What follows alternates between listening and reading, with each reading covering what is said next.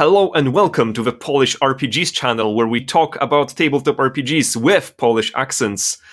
And this is the series where we talk about tabletop RPGs around the world in different places and different cultures. And today, with me, I have Ertuğrul Süngü.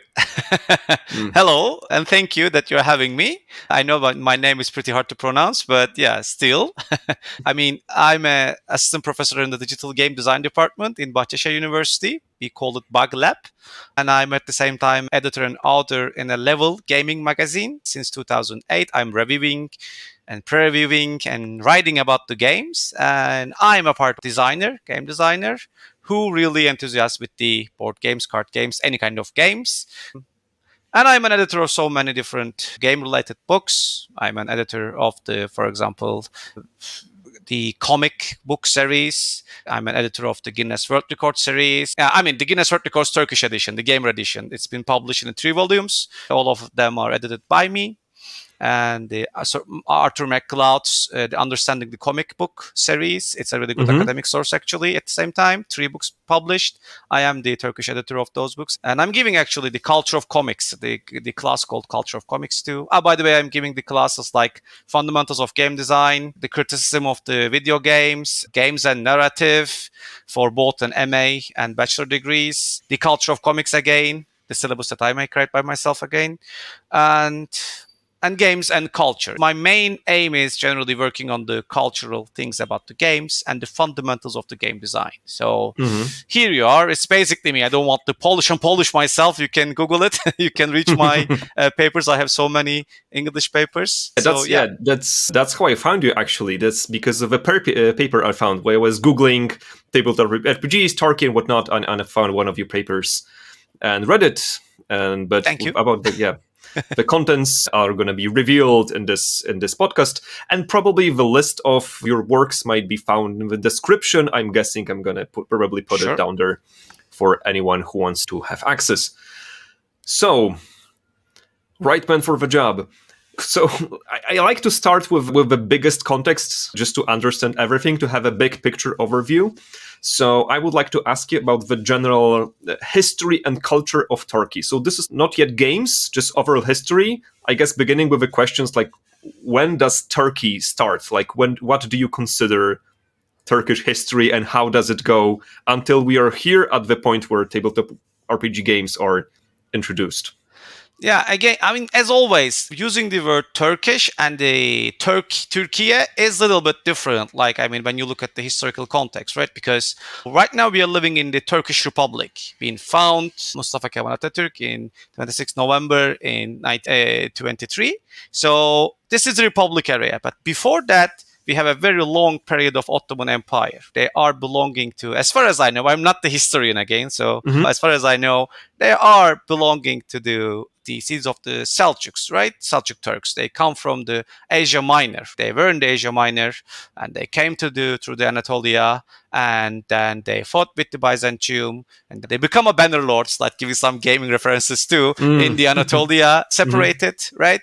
Different landlords and etc. One of them was called Osman, where we have the name of the Ottoman Empire, right? As far as we know, it was 1299, but then they say it's 1301. There's updated knowledge, if I'm not mistaken. And then he starts to get control of the Anatolia. Not all the Anatolia first. They just pass the Constantinople and then reach what we call the Rumeli, then the other side of the sea, of course. And then they expand their territories, and they got stuck. The whole Constantinople got stuck inside their territory. And as you know, in the 1453, depends on which side you are, conquered or the conquered by the Istanbul, right? The fall of Istanbul, or, it depends on which side you are. And then the Great Expansion started. Then it's become one of the biggest empire in the world after the Roman Empire or the Persian Empire. I don't know. It's top 5, I guess. So it's one side is the Vienna. You already know they fought at the Vienna and then had to fall back. And then and the other side went to the Arabian Peninsula. And then actually, speaking of the Battle of Yen, do you know who was the main forces on the opposing side that fought against the really Ottoman don't have Empire? any idea. Please enlighten me. It was the Poles, I believe. Yeah, most likely. The armies of the Polish-Lithuanian Commonwealth under the leadership of, I think, General Jan Sobieski, who either like became king after that or was king. But yeah, one of the famous Polish victories with our famous Polish winged hussars. Crazy odds. I think it's one of those. Some battles in Polish history are called miracles. I think it might have been one of them. Okay, not sure. I'm not very good at my dates and names. I really don't have any idea. I don't know that much detail, and I'm glad that I know something about this. And then the part started with the falling part, right? Especially with the 18th century, the Ottoman Empire starts to shrink little by little. And then at the nearly beginning of the 19th century, they were really in a bad situation. And then they joined the First World War. 1914, 1918, and then of course they lost. They were allied with the Germans and get lost. And in between of those times, things starts to change. And when the English army invaded Istanbul, Mustafa Kemal plays a really, really important role. They went to the Anatolia. We called the Sivas Congress. 1999. He went to the Anatolia, and then he did something what we called miracle for the Turkish history. The Independence War happened, and then, very long story short, the Anatolia was already invaded by so many different European forces, like the Greeks and the Italians, the English, French, right? They were all around the Anatolia, especially on the seasides, very common knowledge. And then he repulsed everything. He beat all the enemies, and then in 1923, the Declaration of the Republic. So I don't know why I just explained it's very bad, because I do not know that's what detail. I just know stuff as any Turkish students know in general. And then the Republic era, it's completely different, right? It's basically rebuilding, reinventing everything. It's become, we even can call it's become a much more secular part. Now it's looking its face to the European side, like they try to be a part of the European, not the Union, but as an idea, right? It's more like a intellectually improvement. Like we see that kind of step, both in industry, education, especially in education. And because, we changed the letters. Some people are calling that the Ottoman language, but it's not exist, by the way. It's just basically Old Turkish. It is still Turkish, but it's just written with the Ottoman alphabet. The written Ottoman alphabet is pretty hard because there are only 4 vowels, I guess. I don't know if I'm mistaken. So it's pretty hard. The writing is pretty hard. Things are getting confused pretty hard. And then they improve it to the Latin alphabet, right? The Mustafa Kemal Atatürk did this revolution. And he already made so many revolutions. Like it is the period of the revolution generally, right? How do you appear? Your clothes, right? It's become more like a European clothes. And again, the alphabet is completely changed. The new language rules, the rules get updated. So many different stuff, right? It's a period of improvement. It still look like you're playing a 4X strategy game. And it is the moment you have to do first farms, right? And then the industry, income. And where they are happy, where they are unhappy, try to do the balance. We already fought a huge fight, so we have to rebuild everything now. So it's basically, you are playing a really good early game stage. And then 1950s, it's because till 1950, we have only one party politically, and then they decided to make it multi-party system. And this is a really crucial moment for the Turkish Republic history. Now we have multiple different parties, which most of the democracies are using. And it's a very crucial moment. Another crucial moment is the Cyprus War with the North Cyprus. The war happened in 76, if I'm not mistaken about the dates, sorry. And then we have the 90s. The first time Turkey opened its borders to the globalization.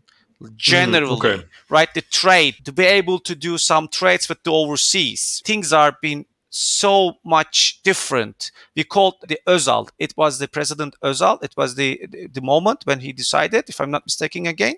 And with his call, now you have a much more free exchanges, like the imports and exports with the European Union, with the overseas. So it is again one other jump for the Turkish history. The 90s, the beginning of the 90s is pretty important. Maybe end of 80s and mid of 90s. Like these are the really huge steps. If as far as I remember, like, I mean, you just asked me a question, the things that pops in my mind is just this. So yeah, basically very, very fast forward. I missed lots of important political events, obviously. Sure. Awesome. Thanks. Yeah, I guess a brief history, because again, we're heading towards tabletop RPGs. I think two interesting points. One that I think that you might not know is there is an urban legend in Poland, because the Ottoman Empire was one of a few states that didn't acknowledge the partitioning of Poland via Prussia, Russia, and Austria. Because there was a period of 100 years where Poland was erased from the map. And the Ottoman Empire didn't accept, I think, at least the final partitioning. And there is an urban legend that at every diplomatic event in Turkey, Turkish officials would ask, has the deputy from the Lehistan arrived yet? And it would always be excused that no, he was caught up in something happened and he couldn't. And it was insisted that every time it would be asked if he was to arrive. That's an urban legend. It's very poorly supported by historical sources, but it's something that exists in the Polish consciousness. Oh, I didn't know that. Again, good information. Yeah, Thank you. So, and another one is religion. Turkey is mostly Islamic country. Yeah, 90% as far as I know. There's so many. Yeah, of course.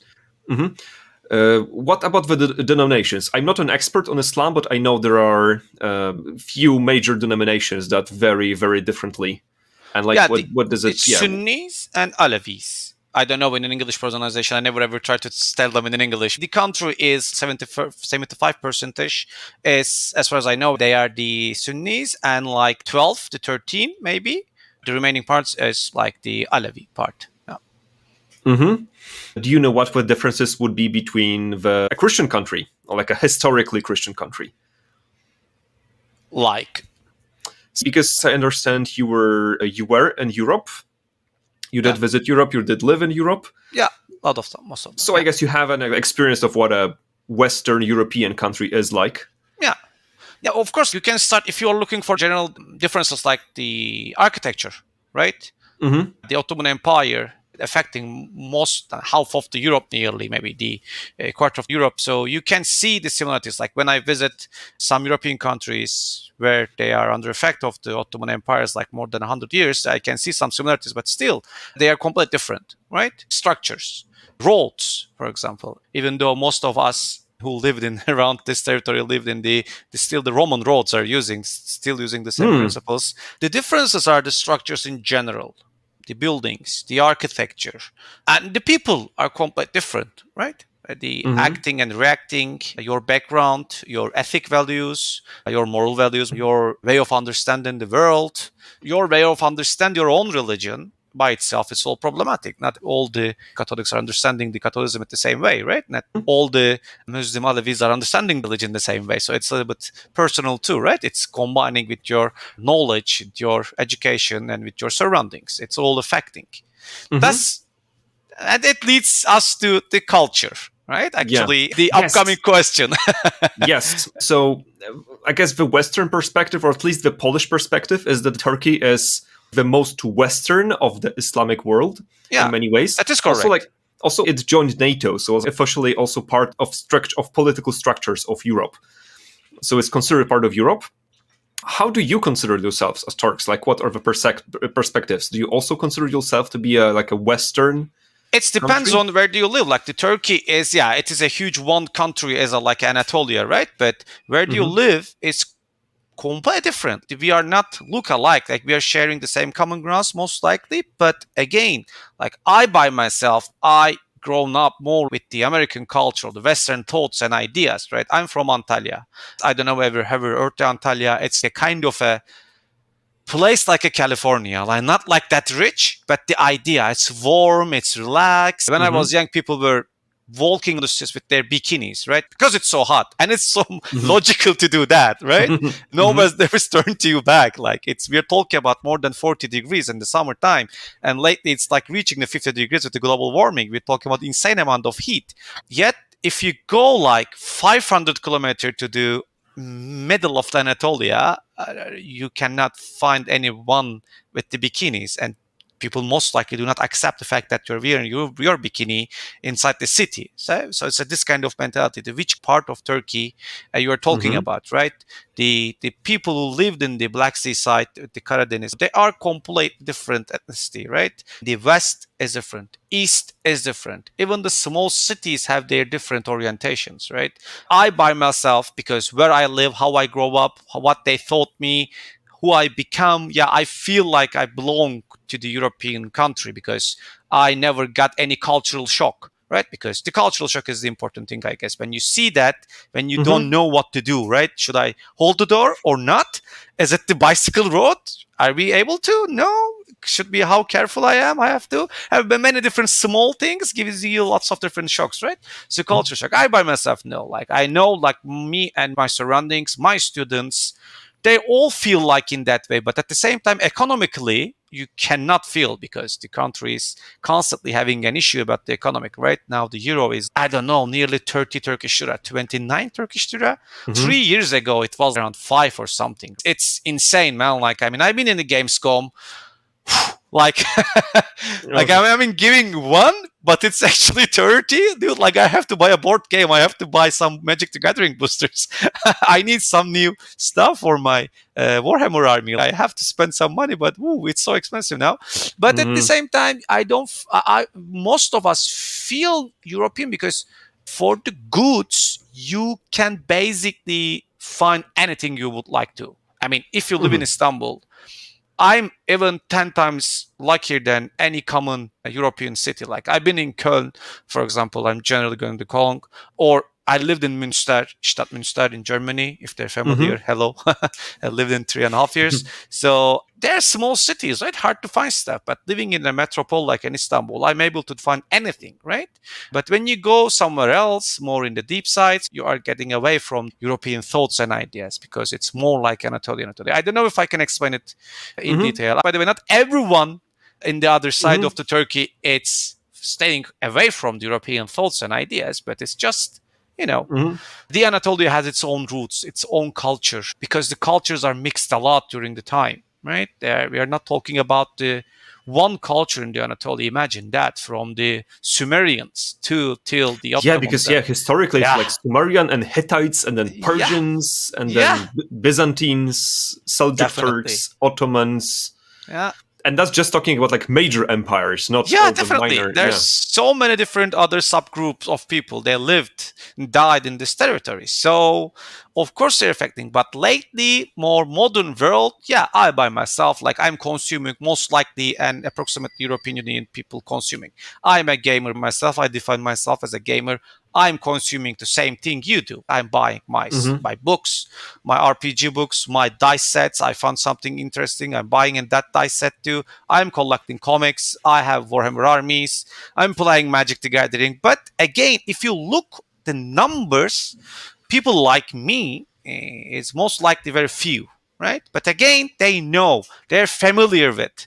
Again, the cultural shock is a crucial thing. They're not get shocked that much, especially people live on the seaside of the Mediterranean Sea. We called it Ege, right? So it's a tough question. Like the demographic of Turkey is pretty hard. I sometimes don't feel myself that I'm belonging, right? But at the same time, I feel I'm belonging. So I would like you to complicate this question maybe a little bit. Depends on the answer. So, for example, I've learned that Italy is kind of like 4 different countries that are in this single state, but effectively the culture of the regions is so different that it can be treated as like 4 or 5 separate countries. I think like it's between 4 and 6. Is Turkey a similar way, or is it more homogeneous in terms of cultures? Yes and no question. I mean, it is, you can separate it, in a way with the people, with their ethnicity, of course, and with their religion and how they're looking at the religion, right? Because you can see that as a result of political elections and the results, sometimes some places are showing that what they are belonging very neat, right? You do not have to ask. So there is a separation like that with their political thoughts, but with their understanding of the world, most likely, it's more like homogeneous things, like we are understanding. So you won't have any culture shocks while traveling within Turkey. You will have. I mean, starting from Istanbul, with Istanbul, you are going to be amazed by, like, the city is great already. But even in Istanbul, it's so huge, man. Like, I mean, last time when I checked, it's more than 22 million people live in Istanbul, and each day with the people are coming and going, its population reaches to nearly 25 million people. No one deserves that much people in one small city. That's city is not that big, by the way, right? And even so, it's so crowded that even the districts are different, right? I never ever seen this in Germany, for example, right? I by myself through my experiences, like where I lived in the Cologne, in the Münster, in Essen, and the Düsseldorf, and this kind of places. Yeah, the city itself is a city. Okay, here we go, like assets. But in Istanbul by itself, like, I mean, where I live now, there are so many Armenians living here. For example, it is a district related with the Armenians since the Ottoman history time, right? Where I live. If you go a little bit further, you are going to see the most Republican district of Istanbul. And if you go like half an hour, you are going to see face with the most conservative part of the Istanbul. So even the cities, districts are so divided, you cannot talk about that much homogeneous stuff. But at the same time, yes, in your daily life, you are all sharing the same common ground. Yeah.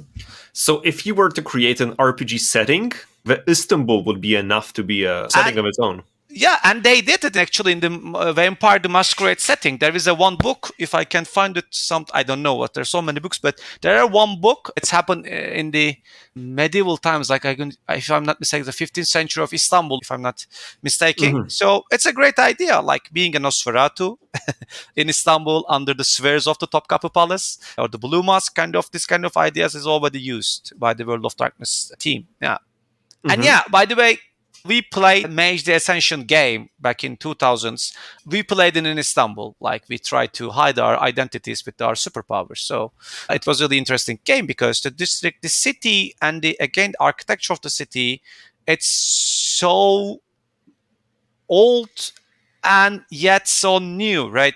In one place where you look at the buildings, you can see the different empires, right? You see the Roman architecture, and then you see the Ottoman architecture, and then you see of course, it's a very, very, very bad idea to do that in that way. Unfortunately, they did it somehow. And then you see some building, and the top of it belonging to the Republic era. So it is, by itself, is pretty interesting. So much history.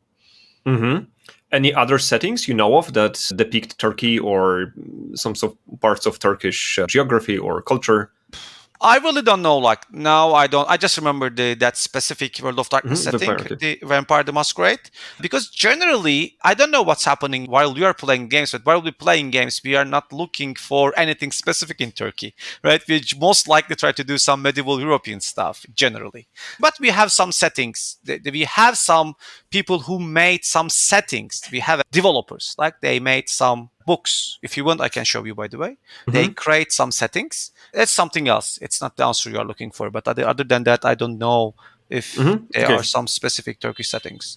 I understand. Yeah, that may be interesting, especially for Poles, because of our history and because we waged wars with the Ottoman Empire in the past. The Turks usually would appear as some sort of enemy in Polish setting. The foreigner, they would be in similar vein that we would have Cossacks. Cossacks were basically the Mongols. Yeah, from the Eastern European perspective. So there's that. Okay. So, do you have anything else culture-wise you would like to add before we delve into the games? I mean, It's so many different ethnicity in Turkey, and we are not talking about the one Turkish identity there, but their identities. That's the things that we're supposed to know, I guess. At least what I understand from the country is this. That's the first thing, because without understanding this, you can see any kind of ethnicity in the way. I mean, if you go to the Istiklal Street, one of the biggest street in Turkey, in Istanbul, I'm very familiar in the Beyoğlu, you will see different people, right? It's like a cyberpunk setting, right? So, which is nice, which I like a lot. So it is the most interesting part. Yeah, we are sharing the same ground, but when it's become the gaming, when we are going to talk about something else in specific, this culture and consumption of culture going to affect everybody, especially through the education, which I will answer soon, I believe. Okay. So, tabletop RPGs. How did it start for Turkey? What's the history? There was a person who called Selçuk, who unfortunately passed away. He had the knowledge. There's not written knowledge, unfortunately, but the oral knowledge, what we have.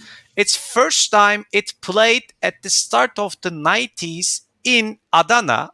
It's very interesting place in Turkey, but yet at the same time not that interesting, because in Adana there is a Incirlik air base by the Americans, right? It's basically it bring out by the Americans, and the first time, as far as we know, it's played in early 90s, 1991, 1992, something like that, in Incirlik air base in Adana. I don't know. We don't know what they play. Most likely it was the second edition D&D. I don't know. Maybe when you look at the time, most likely. And then we have a little jump. Right? The first convention and role-play game event that we know with the written history, which I wrote it, by the way, again, with so many interviews with the same paper. It happened in Istanbul Technical University in 1996. It was the game convention, right? I don't know how it's happening in Europe, but in Turkey, we have so many clubs, the university clubs, related with the fantastic literature, right? Sci-fi and fantasy literature clubs. In the past, it was like this. And the Istanbul Technical University did the earliest one. And then we call it the Mediterranean Technical University, right? ODTÜ in Ankara. They did the second one. The place were called Çatı. Çatı means roof. The place was actually serving food, and it still exists in the MTU. You can find it. And then they carried it to their really grand cafeteria. And it's still happening. They still held the event. It's never, ever in their history interrupted. Starting from the 1997 till today, each year they have their own convention in the university, and it's a huge deal, like especially for Turkey, right? But this is the earliest part, like the Incirlik Air Base, and then the Istanbul Technical University Fantasy and Science Fiction Club, and then the MTU Mediterranean Technical University Club. So this is starting with university clubs. Then something interesting happened in Turkey. We called them the fantasy role-play cafes. We called it FRP cafe, in Turkish FRP cafe. This idea emerged through some people. The first attempt happened in the Sihir cafe. Sihir means magic in Turkish. Sihir cafe started to build up with some role-play game enthusiasts. They come together. They're all university students. And of course, two of them kind of the owners. Actually, there were five, but two of them 5 partners or something like that, if I'm not mistaken. And then 2 of them were the really front person of the cafe. And they made a really huge grand opening with the role-play game. We were playing the second edition D&D setting, but it was a first interactive game in Turkey. 6 different tables, 35 players. They were playing the same game simultaneously. It was a huge deal. And then the cafe is just opened with that event, right? It was end of 1997, but it's the real opening was in 1998. And then it's become the hub of the role-play games in Turkey, because we didn't know if it's existing anywhere else. I live in Antalya.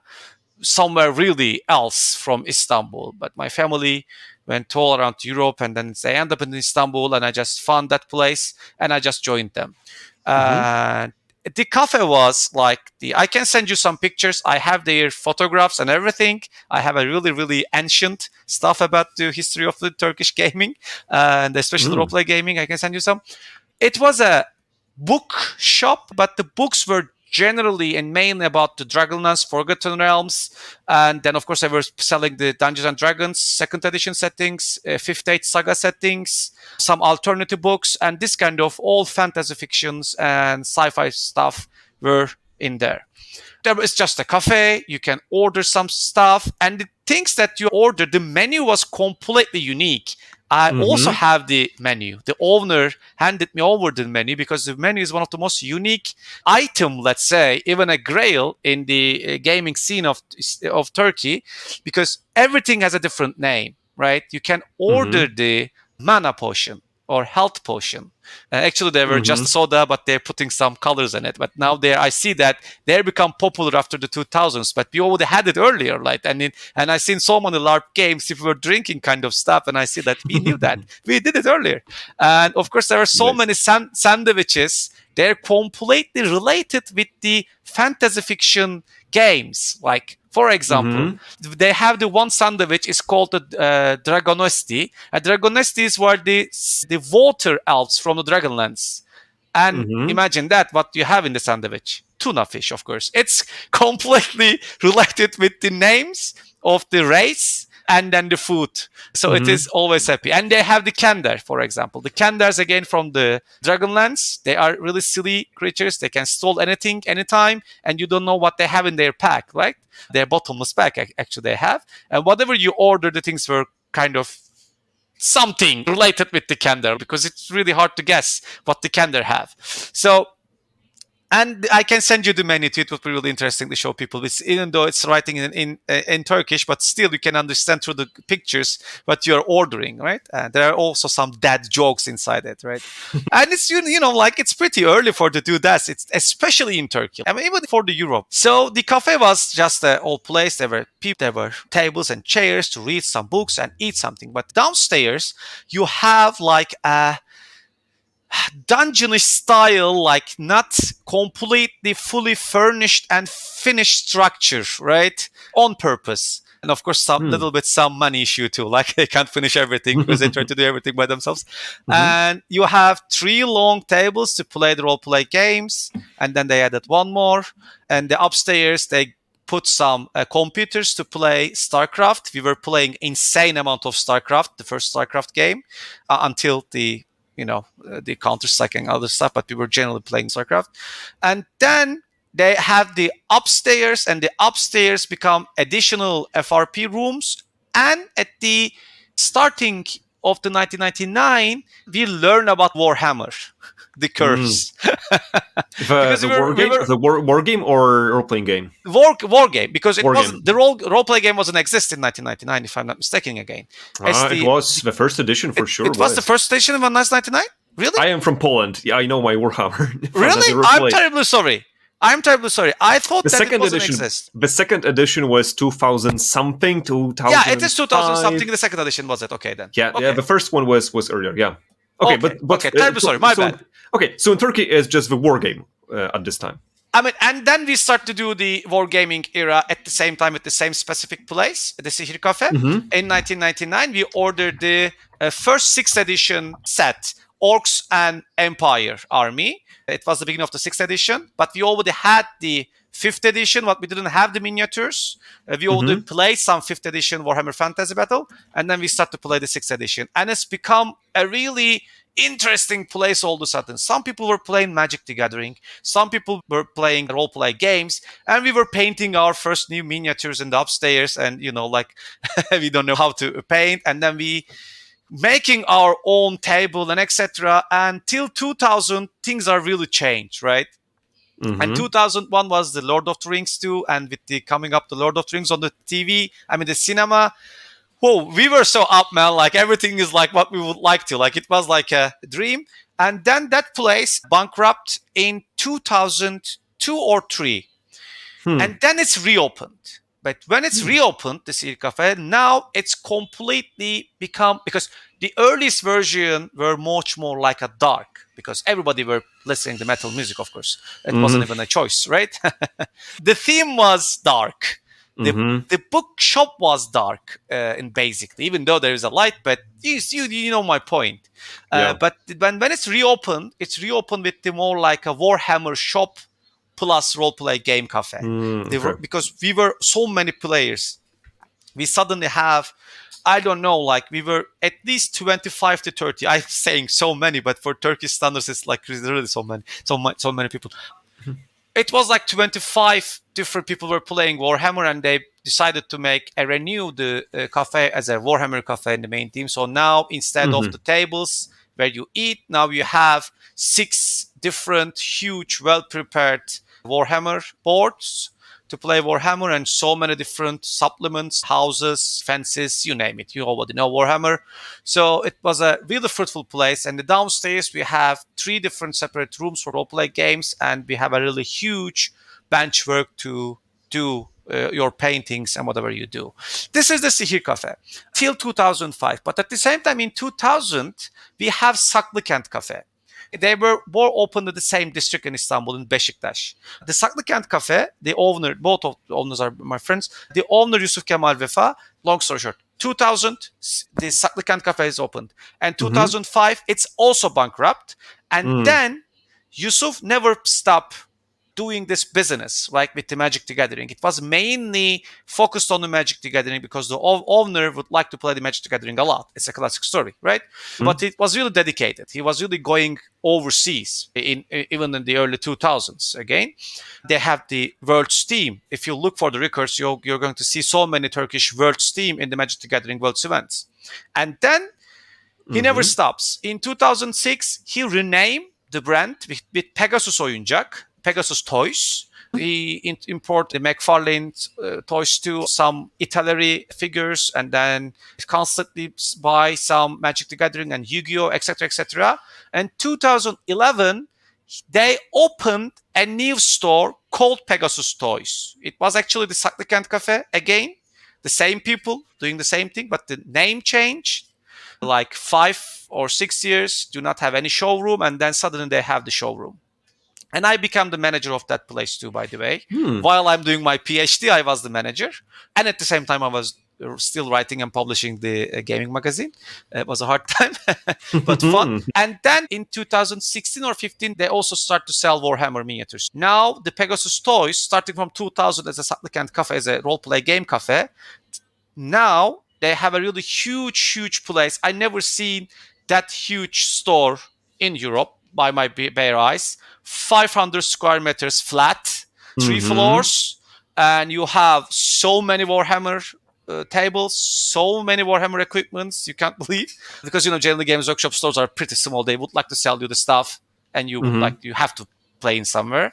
So now they become a really huge gaming club. They're playing so many different miniature games, like the Malifaux, for example. I know so few people are playing Malifaux.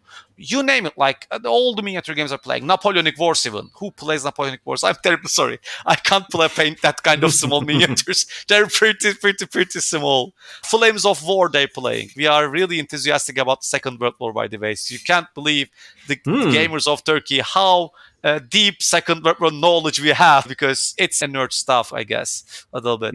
When you're saying Warhammer, you mean Warhammer Fantasy or Warhammer Both. 40? Oh, like 40k as well. Okay. Both. In Turkey, when you have it, you have all. I have 3 fantasy armies. I never start playing the Age of Sigmar, by the way, because it's unfortunately a very bad game. Let's come on, like we are fitting the Nint edition, Nint Age, right? And then I have 3 fantasy armies and 2 40k armies. Like we all have armies because we would like to play a lot. So this is the 2 main role-play game cafes and their transformation. So I can give you so much different interesting tips. Of course, they had some others too. In Ankara, we had the Oversoul. It is interesting because we didn't expect, but after Istanbul, either Ankara or Izmir is coming, both population-wise and both like westernization-wise. And we had the Oversoul Cafe, and it was a really huge building, 3-floor building. They had a really good food and etc. They also did the same thing: Magic the Gathering, Warhammer, and the role-play games. But it was all about role-play games in Ankara scene. And unfortunately, Izmir, they didn't have anything at the beginning, so separated, so scared. And now they have a kind of a club, really huge club. And they also have a shop called D20 Gaming Shop. They bought, the shop exists, it's been like 5 years at least. And they are also doing the same thing. Like wherever you go in Turkey, you find all of these things. Magic the Gathering, most likely Yu-Gi-Oh! If possible, Pokemon with the card games, the collectible card games. I don't know, now the Arcana arrived, you know that, with the Disney. I don't know if you're aware of it. I found it in the Gamescom. Like, I just looked for the Gamescom. All people were just running somewhere to try to buy some product. I say, what the hell is going on? There's a Yu-Gi-Oh! Tournament in here. And I just found out there's a new thing is arrived at the Arcana. I guess you're checking now. It is a huge deal. It is a huge deal. I look for the game, by the way. I by myself don't like the mechanics a lot, but it is a huge deal, at least for now. I don't know what's going to happen. Yeah, I didn't even know it existed. Yeah, me neither, man. Like, I learned it even not a month ago in Gamescom. Like 25 days ago, I just learned about it. Seems like just a Disney brand trading card game. Yeah, definitely. Okay. So, and in Turkey, again, I will give you so many different information. There are so many cafes. This culture is created by the Sihir and Saklıkent Cafe, and we still having it. Now, what we have, one specific place in Izmir and 2 places in Istanbul. One of them is the Pegasus Toys, and then the other one, the Goblin Cafe. The Goblin Cafe in the Asian side, in the Kadıköy, and the Pegasus Toys in Beşiktaş, in the European side of the Istanbul. One of the interesting things about the Sihir Cafe, one of the creators, Özgür Ozol, as a dear friend of mine, he is at the same time a person behind the game, 2 different important games. One of them is the first game, the Umut Tarlaları, the Fields of Hope, when you translate it. The first Amiga game called the Keloğlan, the bold person. I don't know how to translate it in Turkish, but it's a cultural stuff, historical stuff belong to the Turkey. They made a game, but it's not a game that you can play. But the Umut Tarlaları, it's a really a game you can play, right?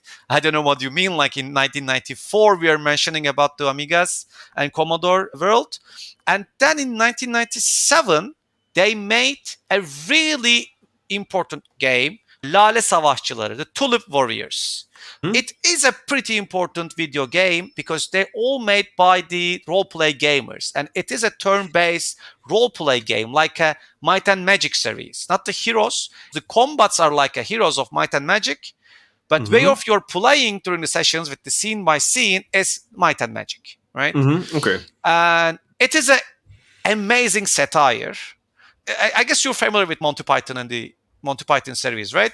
Yes. Imagine that the Monty Python and the Holy Grail, and here you go. We have the same idea and the same way of satire in this game, and that game is so important that even though the Özgür Ozol, one of the creators, he didn't even never try to make a setting for that or the role play game, so many people attempted, and in fact, we have some unofficial role play game for that, or people are using some other settings to play this game, right? The Tulip Warriors, like how we can play. They're using the D&D Modern, you name it. By the way, he's still doing stuff about the games. He has his own channel, so it is an important coincidence, right? Coming from the video game background, creating the role-play game cafe, and then import Warhammer products first, and etc. So, yeah, you should ask me questions. So, because I can tell you so many different things, because so many things are getting across in Turkish board game, the role-play game history. Okay, so tell me if I'm correct. It seems to me that in Turkey, if you're in one type of games, you are going into the other type of games as well. Is it the correct gist I'm getting? So that the role players would be also video game players, would be also war game players. That's one of my research. It was like this. And I thought that the gamer's identity is spreading around in Turkey like this, right? But since I'm being a professor in the university, since I have a student specifically in the digital game design departments, right? Because imagine that it's the fundamentals of game design class. At the first one of the freshmen are taking that course. I'm teaching them the fundamentals through board games and role play games because it's the easiest way. Because without knowing how to play a role play game or board game, how you're going to create a digital game? Yeah, you can create something, but something's going to be missing. It seems the board games and role-playing games are good for teaching pure design without being abstracted. Because I'm a game designer as well, video game designer by trade, and I guess role-playing game designer by night, by hobby. So, and I get it. Yeah, just if I were to teach someone just pure game design, I would start with war games. Yeah, that's what I do. Yeah, and now the makes sense. moment that I understand that I face with the reality, they don't. They are not like who I was, right? They do not have that much interest. They do not know. They are generally, if they're playing video games, they're playing video games, right? If they're playing board games, of course, everybody knows Monopoly, right? Maybe Secrets of Hitler, sometimes Catan. Dudes, Catan, please, like you are in this, you are here for 4 years. You are going to be game designers. So that moment I'm faced with that, no, they are not sharing the same background of mine. But I understand this because the first thing is the economy, right? The economy is terrible. I mean, my collection, I have like this multiple 2 times of books and setting books in the other room. But when I was growing up, it wasn't that hard to get them, right? Economically, it wasn't that hard to buy them. The dollar wasn't that expensive. I was able to. But when I was young, the people didn't know about them that much too. Right. Now they know, they have the knowledge, but they do not have chance to buy the product, right? Of course, there are digital options. Of course, they're reading some comics, but they're only reading them online, right? Reading something online, but following a comic in physical form. Yeah, call me a boomer, but it is different because it's a culture.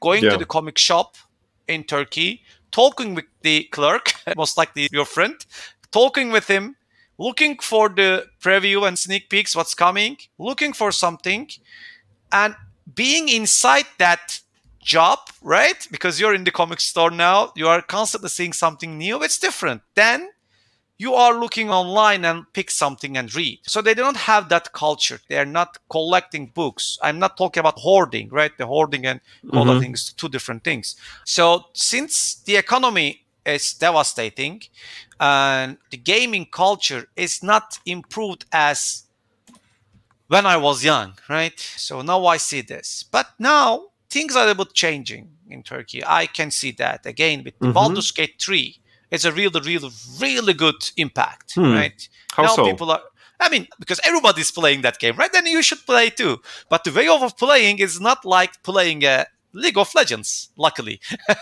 You're not doing the same stuff, but you have to learn the mechanics. You have the race, you have this subclass. If this suits with this, if it's not, blah. So it is a huge deal with the. And now they are interesting with the subject, right? The Baldur's Gate 3 is a really good example. That's why the very long answer to your question. No, we are not the same. If they're playing video games, they're not directly playing board games. But one of my research, I'm nearly done about it. I made a huge survey with thousands of people participate that survey. I'm going to publish in English too. Hopefully I can share it with you too. The numbers are really increasing. The general idea is this.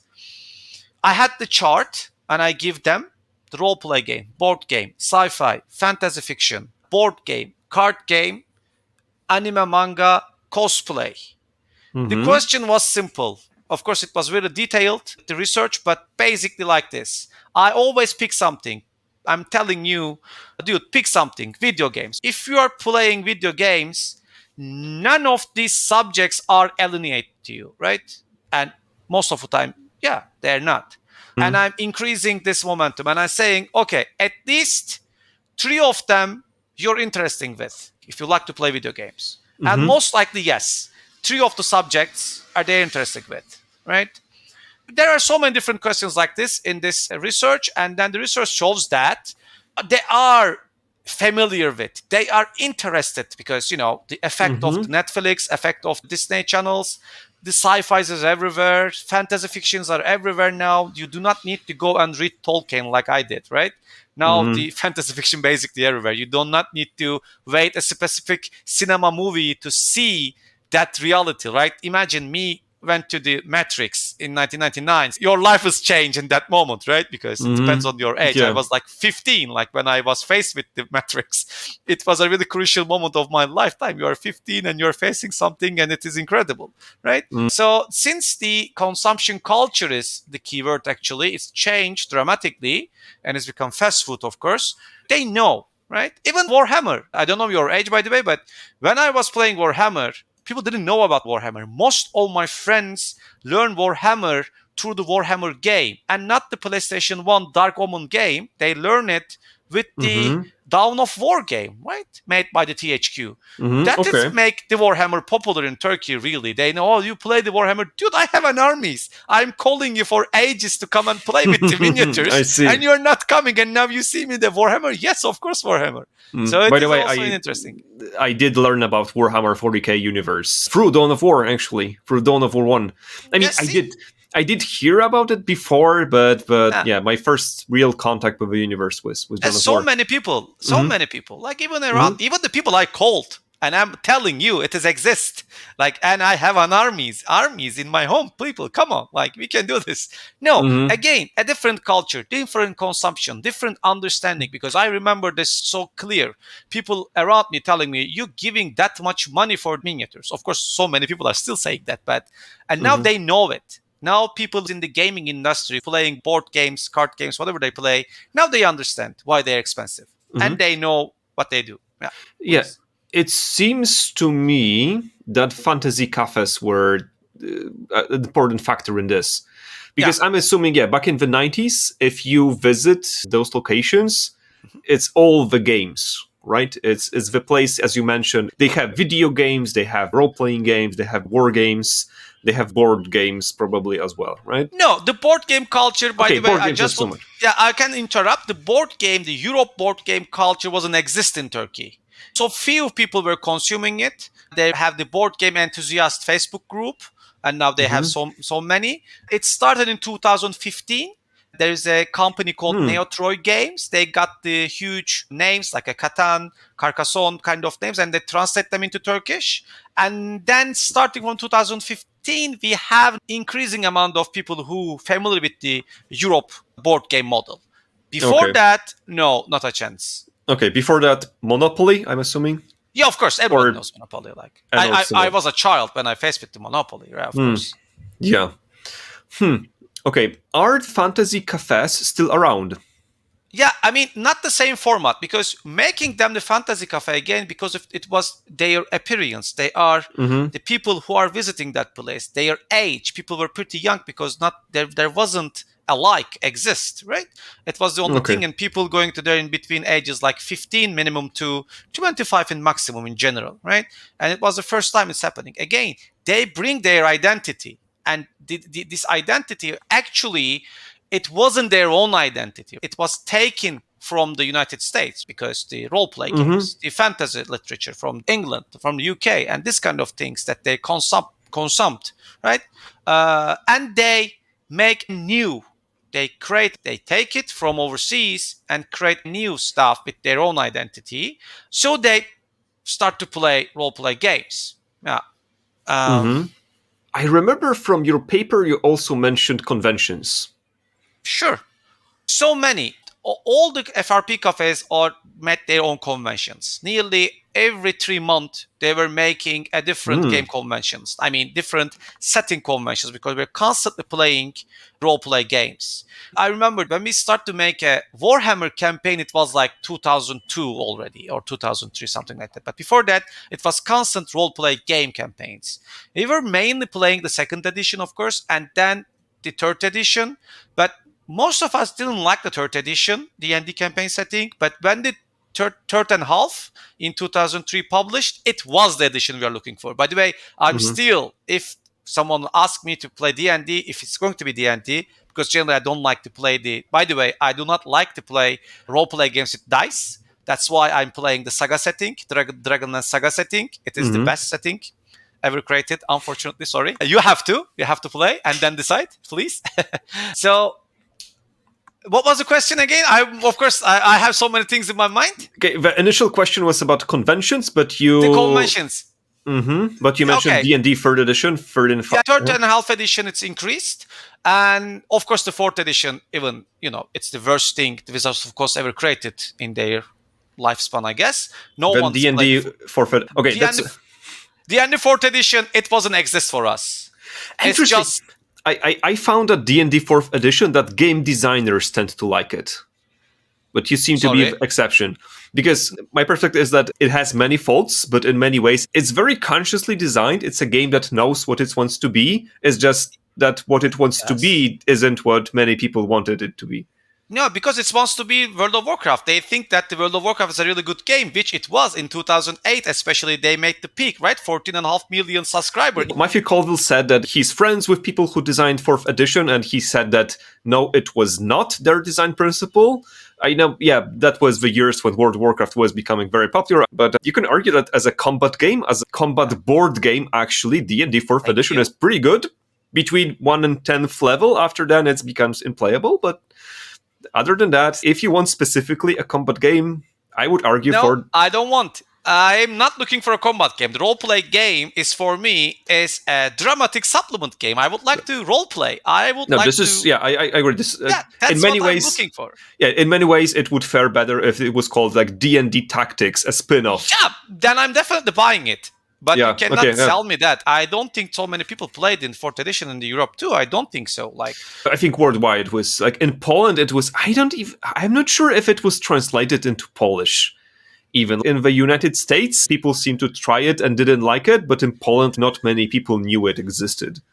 Okay. Unfortunately, we did. I read all the books, and I started to play one game with my friends, and I said, no, dude, this is the things that I'm completely against. I don't want a power play. I don't like Forgotten Realms a lot, too. I'm generally like the Dragonlance. Why? Because it's more like fantasy supplements, and the dramatic stuff is much more detailed. I don't like the Salvatore's way of writing. It's so much combat-oriented stuff. There is jumps, and so many mindful players being killed. Thank you. Yes, it was already obvious, right? It's not going to die. We know that. So I don't like this idea. It's not only about the D&D too, but by the way, you mentioned something good. So many of my students are looking for the combat too. I do not understand this because I guess they never ever faced with a proper dungeon master. I have to do kind of classes for that too, like how to make a proper D&D stuff. Again, returning to your question, we are going everywhere. Sorry? So let's finish conventions first, and then we can talk about the games. The conventions period is the old FRP Cafe, especially in Sea Cafe, nearly every 3 months. D&Ds. Alternative, we play lots of alternative setting. We play lots of World of Darkness. Generally, Vampire the Masquerade or the Werewolf. Played a lot. At the same time, it's happened on the Satanic Cafe too. But there were so many different other cafes too. They exist 1 year, 2 year. Geçit Cafe, Tılsım Cafe. There are so many in Istanbul, and then they just vanished. But when everything stopped in 2005, now universities takes the lead. Starting with Istanbul University. Of course, as I told you at the beginning, in Ankara, they were constantly doing their convention. They never missed a year. But in Istanbul, they started in 2006 with the Istanbul University Convention, which I've been participated. And then they constantly do it. I don't know till when, but it stopped at some point because all the fantasy literature and sci-fi clubs turned into digital game clubs lately. Unfortunately, I guess there still exists. Some of them still exist, but not all of them. And Sabancı University, they did lots of conventions. The Koç University, they did. So many universities did so many different conventions. And the understanding of the conventions in Turkey is this.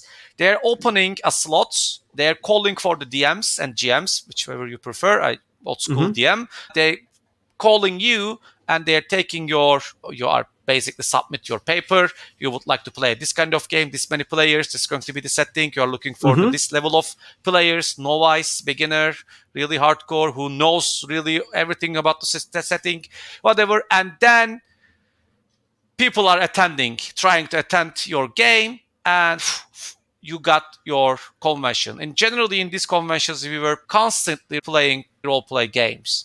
This is the general idea of the university conventions. And then one initiative started called the Visitors of Istanbul, and they call after the university's period, I guess. No, during this period, in 2007, 2010, that's kind of years, they started to make another convention, but now they make it the weekly basis. Each week, they found some place. They were just constantly playing role-play games. And that year, the Pathfinder was pretty famous. It is still famous, I guess, right? The better version of the 3.5 edition, 3.5 edition of the D&D. And what else? And we have FRPNet. A dear friend of mine is the owner. Maybe you should also talk with him too. He's also a really knowledgeable person about this kind of stuff. They still exist. And they made their own conventions a couple of times. What else? The conventions, are they still happening? Not quite. Sometimes they're calling me. Ankara is still continue. They're still doing it each year. I can't attend last 2 years because of something. But people are playing at home.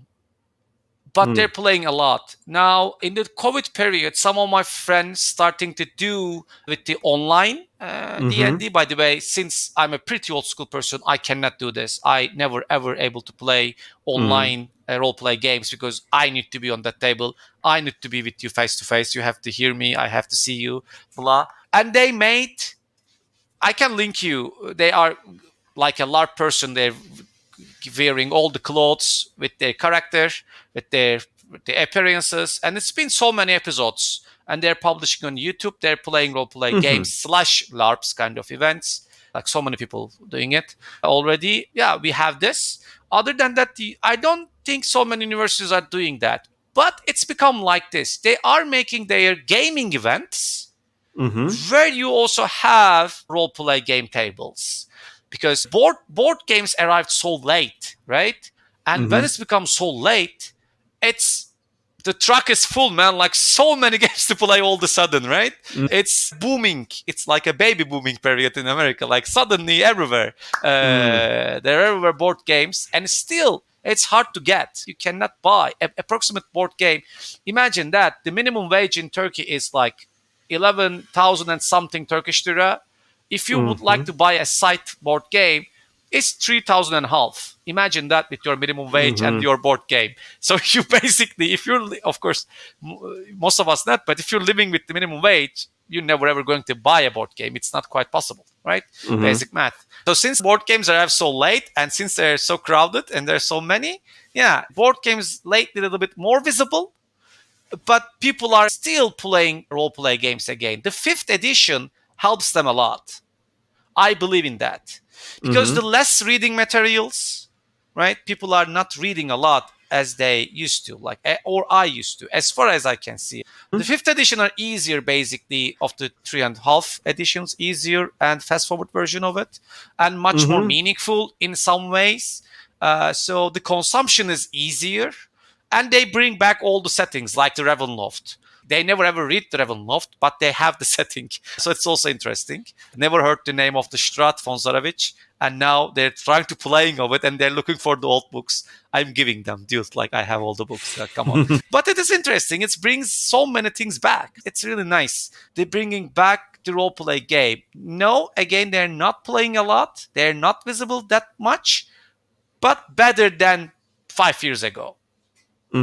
Okay. So to reiterate the games that you play, so what games are popular in Turkey? You mentioned Dungeons and Dragons. And role-play game settings? Tabletop role-playing games, just games in general, systems, settings, just overall popular. As far as I can see around me, Pathfinder and the 5th edition. They are in general. Okay. You cannot find any other. I mean, yes, they are playing, but don't forget it. The numbers are so small, right? I don't know in Poland, but I know in Germany the numbers are a lot. And of course you can count so many different systems. But the interesting thing is we've been playing a lot of systems, right? I can count so many. I still remember so many setting rules in my mind because it was the moment I was able to buy. The economy was not that bad. I was really interested with the stuff. I wasn't able to watch YouTube stuff because YouTube doesn't exist, right? I have to go and buy and read and read and read. So now the things have changed. That's why they're generally following the marketing, I guess, right? Okay. Yeah, I know the World of Darkness also still popular, but it's only popular because of its World of Darkness and yay vampires kind of stuff. Not the game mechanics itself. Just the setting is interesting, I guess, and not how you play, because they do not care how many D10 dice they're rolling, right? That you have to be stopped somewhere because you're doing something different. But yeah, so a couple of questions. So first, are you saying that overall people are playing few games like D&D, Pathfinder, World of Darkness, not much else? Okay. I never ever met a person who's under 30, let's say 25, knows about the Dragonlance saga setting or alternative setting or GURPS system, for example, which I like. But are you familiar with like OSR games, like the Black Hugs, or like story games, including Powered by the Apocalypse World, Blazing in the Dark? Are they played? Do people play them, know them in Turkey? No. Okay. No. We can make a survey with you if you want. It would be interesting results. We can basically we can make the games and we can do this, and I have an audience for people, for students, so many people around me. We can just put it through Google Sheets. Let's see the results together. Okay. I'm not insisting, but no. It will be, I'm a researcher, man. Like, I would like to research everything and let it games. It's fine by me. So actually, I'm not a researcher professionally, but I did it out of curiosity and also because we didn't really have the data. So I did it in Poland. I did a previous survey like 5 years ago, a general RPG survey. What people like, how do they play, whether they have been mistreated at the tables, whatever. I did some correlations. And I also asked about their favorite RPGs. And I took all the answers. I later added an option after people asked me to do it. I added the option to type anything else they wanted to type in the favorite RPGs. And then so from the results of that survey, I took the list of all the RPGs mentioned, and I used this and also did some additional asking. And I came up with a final list of about 200 systems. And then that's a lot, man. And then I created a huge survey that asks for every single after those 200 systems. I worked really hard to make the survey easy to fill.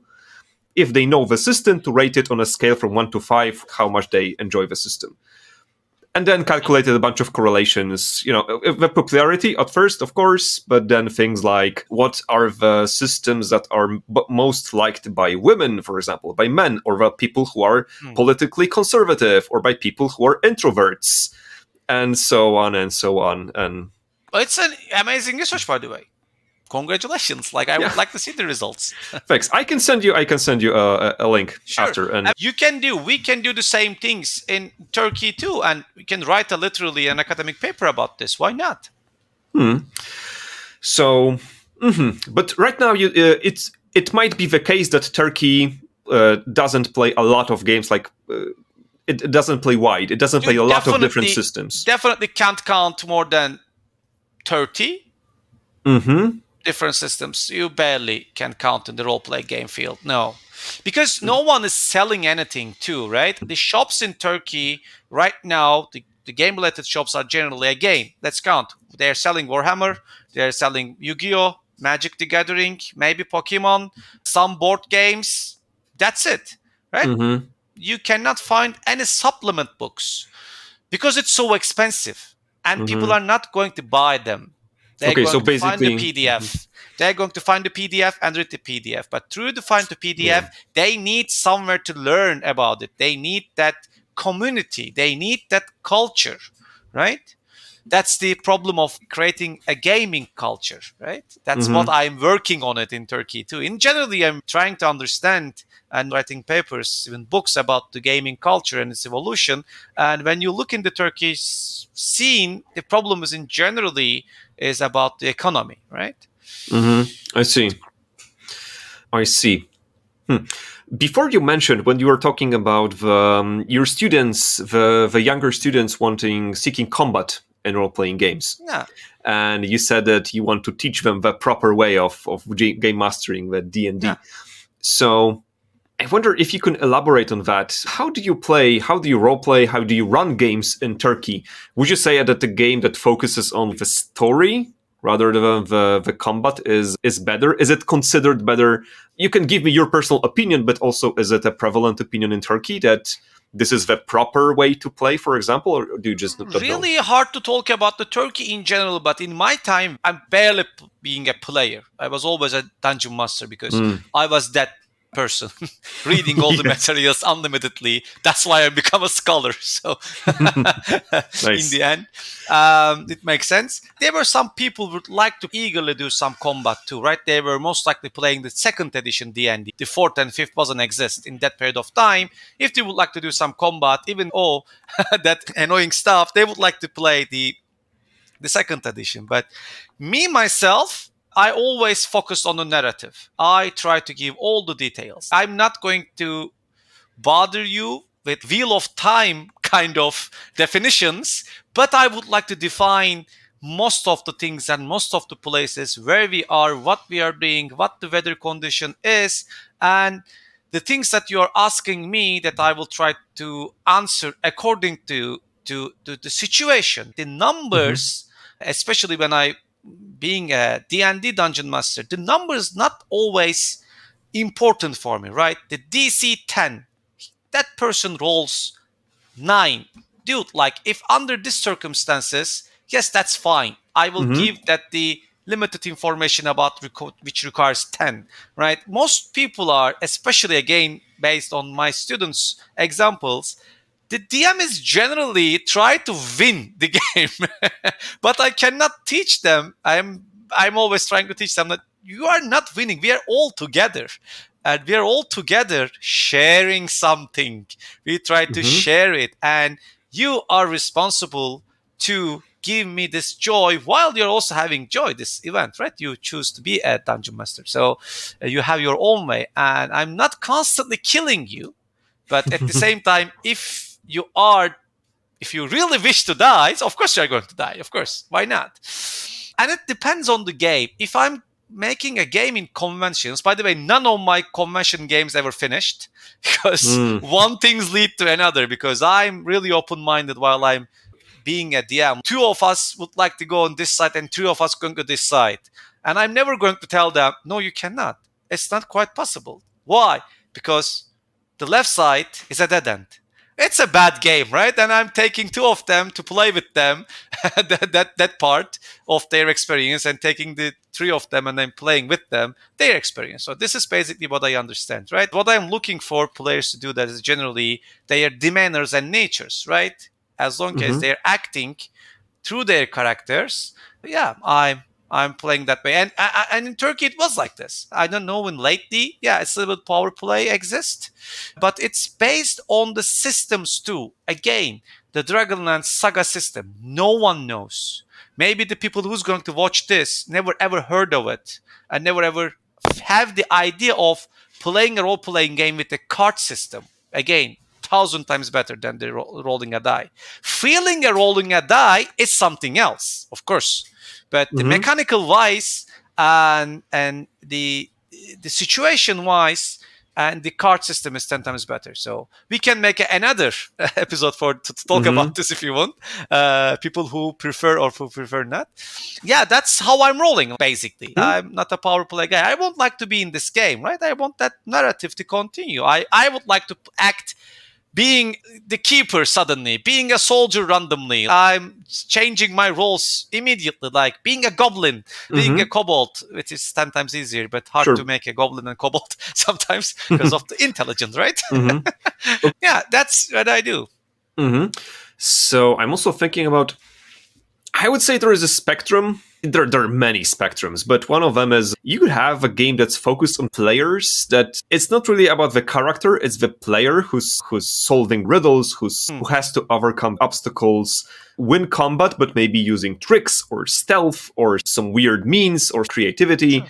The players have to get the treasure, the character is just a tool. Like you could say that in many ways that the early D&D in the United States in the 70s, 80s was played mostly this way. Mm-hmm. On the other end of the spectrum, that was just loved by Polish players in the late 90s and early 2000s, was at least 2 pages of characters' background at a minimum when entering a game. You have to know everything about the history, his parents, all the quirks and wishes and whatever, and then you play a story-heavy game. The game master would have an elaborate scenario, usually plotted in advance, and maybe did plan for a choice or two along the way, but it was very narrative-focused, also in terms of like characters, not the players, but the characters. So this is one of the spectrums I would say exists in role-playing games, that, there's no wrong way to play on this spectrum. Yeah, but would you say that Turkey has like some section of the spectrum was most preferred in Turkey? Yeah, we were like this, exactly like the same thing, like end of 90s and beginning of the 2000s. If you're going to play, I was just talking about this, I just interrupt myself. If you're going to play a campaign, we will have backgrounds of backgrounds. This happens to father, the ancestors, discuss the item. This item we don't know what is used for, who knows, and had this kind of issues, the childhood traumas, if got, I don't know, the introvert person, extrovert person, so many details been written, right? And then we started to play the game. And I remember like in 2005, one of my friend who's really liked to play, was a really good dungeon master too, like starting the games without writing, without let them write their backgrounds, but write with them. In one of my games, it was a Dragonlance game, 5 of my players, I play interlock with them individually. We decided to play the game. I took 5 of them in a different days.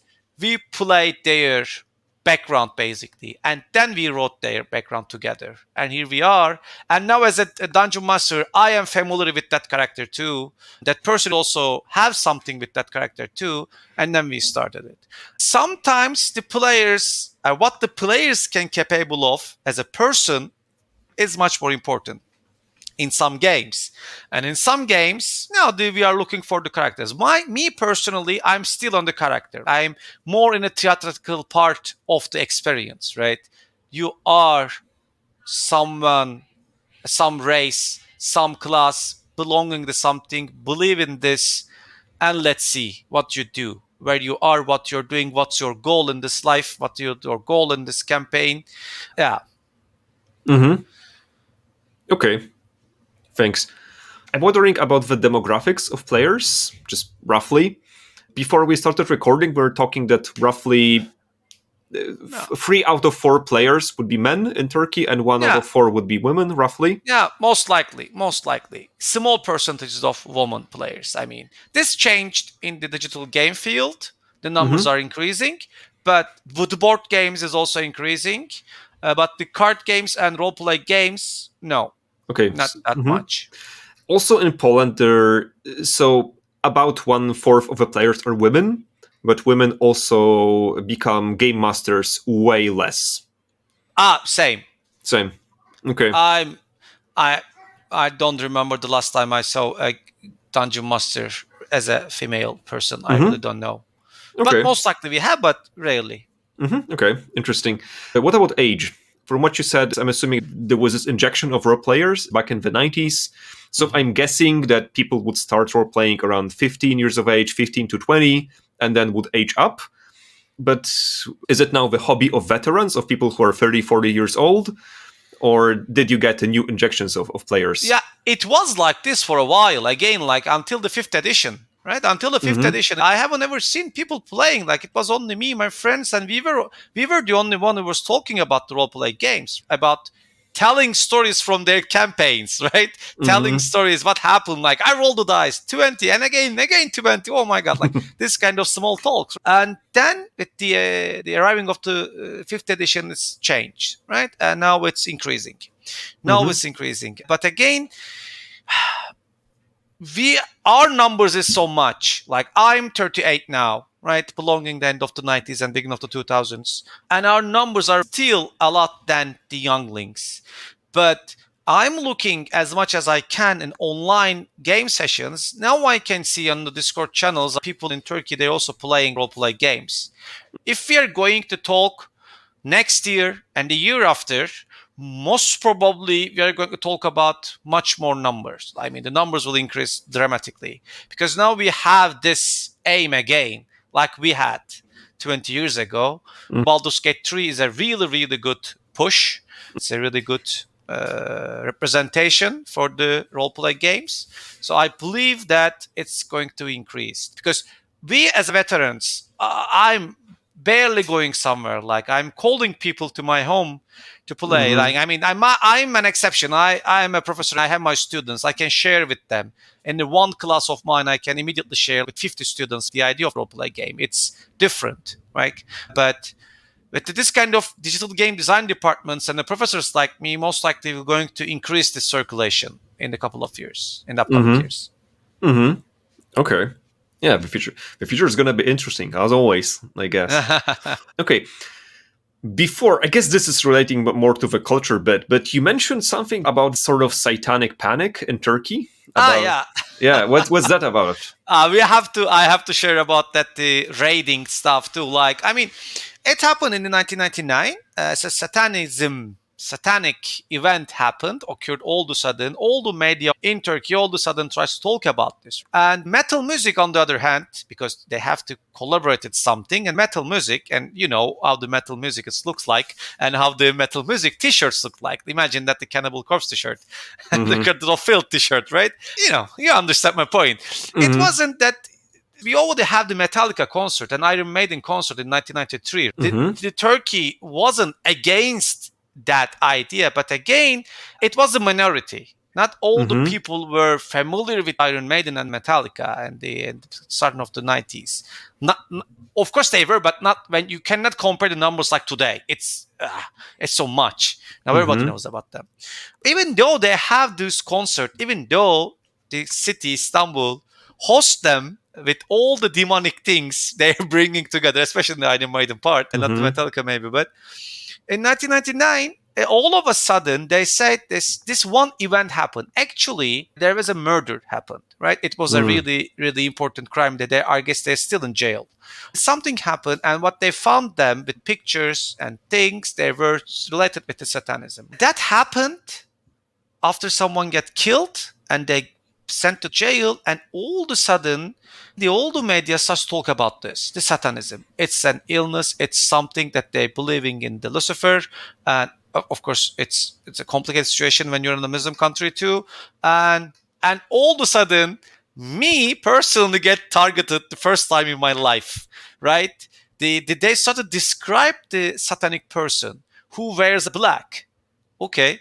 Who has long hair? My hair was like this long. And who has a beard like, oh my God. Imagine that at the same time, while they're describing me, and my mom was looking at me like we were like, hello. No. I'm not. I'm definitely not. No, it's not exist, dude. Like, come on. Like, you know, my son.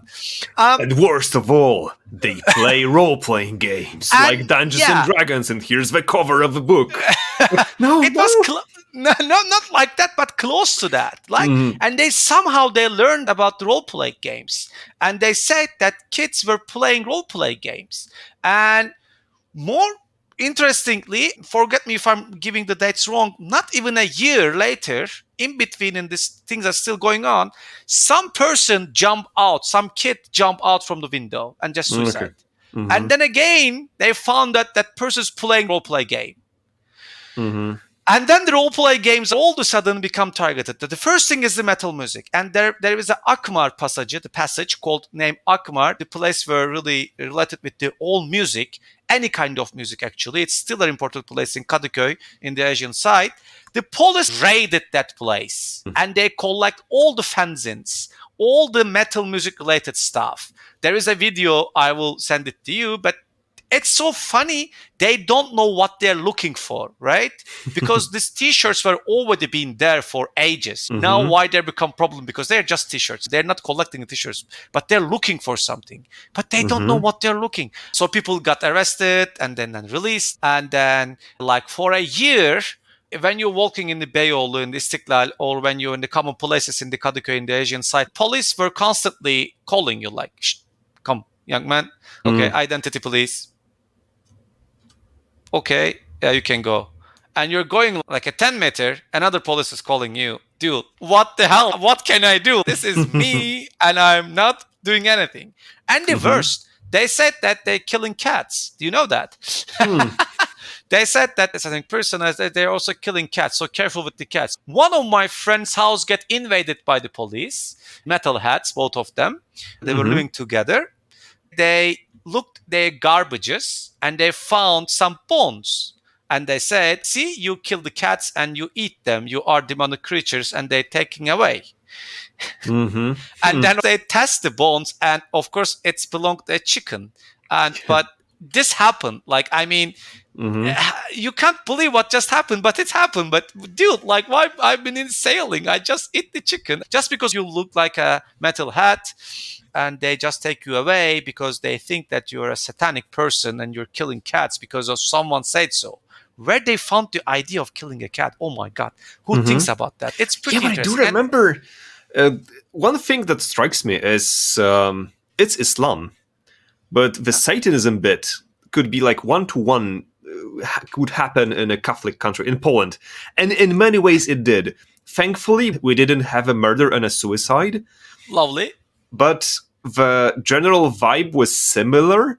Role-playing games, black metal, Satanism, and also killing or cooking cats. I don't remember. Cats were involved for sure in the... But I didn't know that. I thought that it's a special thing for Turkey, like because the Satanic event happened in the United States in 80s. Yeah, I know. I know that like the US, the North America was big for satanic panics and blowing it out in media. In Poland, it wasn't ever to this degree.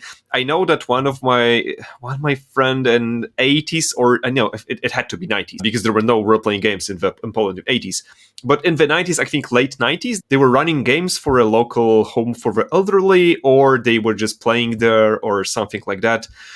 And because of media and satanic associations, they were no longer welcome at the place or something. But that was the limit, the furthest extent to where the ostracism, the discrimination went to. No police raiding for sure did happen. But police raiding happened so many times. 2 years maximum. But it was a really interesting time for me because imagine that I'm playing mono black Magic the Gathering deck. Oof, imagine again my family. Everything is corruption, corrupted cards and everything. I'm not a Satanist. Look at my deck. It's just zombies and vampires and demons. And I play this card. Explain. Turn 1, black ritual, 3 black mana. I'm just applying a demonic tutor. There's nothing. Yeah, I'm just throwing a card. It's a bonus. It's a really good bonus. Yeah, it is a good cheating. It's not real Satanism. Yeah, I mean, the Satanic events, we can talk for this for pretty long. Like, I have so much information about this too. But yeah, I mean, even TV, the media, but the TV is just constantly, they are calling some people. Even my one random friend from Antalya, I found it on the TV. He was just saying that, yeah, I did bad things. I feel terrible. He was all of a sudden appear on the TV because he would like to appear on the TV. He didn't do anything. Like, I know the dude. Like, he's a funny fella. But people are abused that time too with the different things. And that dude starts to work on that TV channel, by the way. So many interesting things happened back in 1999 and 2000, 2001. It was really hard for me to walk around. But then all of a sudden, it's just gone. It is another interesting thing. I don't know what happened in Poland, but I was really bothered by the police and everything. All of us who listens metal music, and then suddenly it's all gone. They just say something about the role-play games, and then we play more and more. Even the numbers are increasing. It's become a good commercial, actually. Yeah, unwillingly. But now no one is talking. For example, none of my students who born after 2000s, they do not know anything about these events. I'm showing them in my class, my culture class. I have 1 week dedicated to the role-play games only. So in this course, I'm showing them this raid. They just laughing at it. And they just surprised about it because they can't believe this kind of things are happened. Because it's registered the whole raid. They take the whole raid, so in the camera. So yeah. Okay, that's interesting. Yeah, more broadly, I feel like some culture, or maybe like most cultures, like every now and then do practice. I guess especially nowadays with the modern media, we do practice scapegoating. So probably 5 to 10% is deserved every time, but 90% is just overreaction. In the US, it was like heavy metal first, then it was video games, then it was like something else. There's always something. But I would also like to mention one more thing. While all those things happened, we made the trailer project. I would like to mention about the trailer project, which we dedicated to Dragonlance. Maybe you can use it. So I think, let's do the trailer towards the end.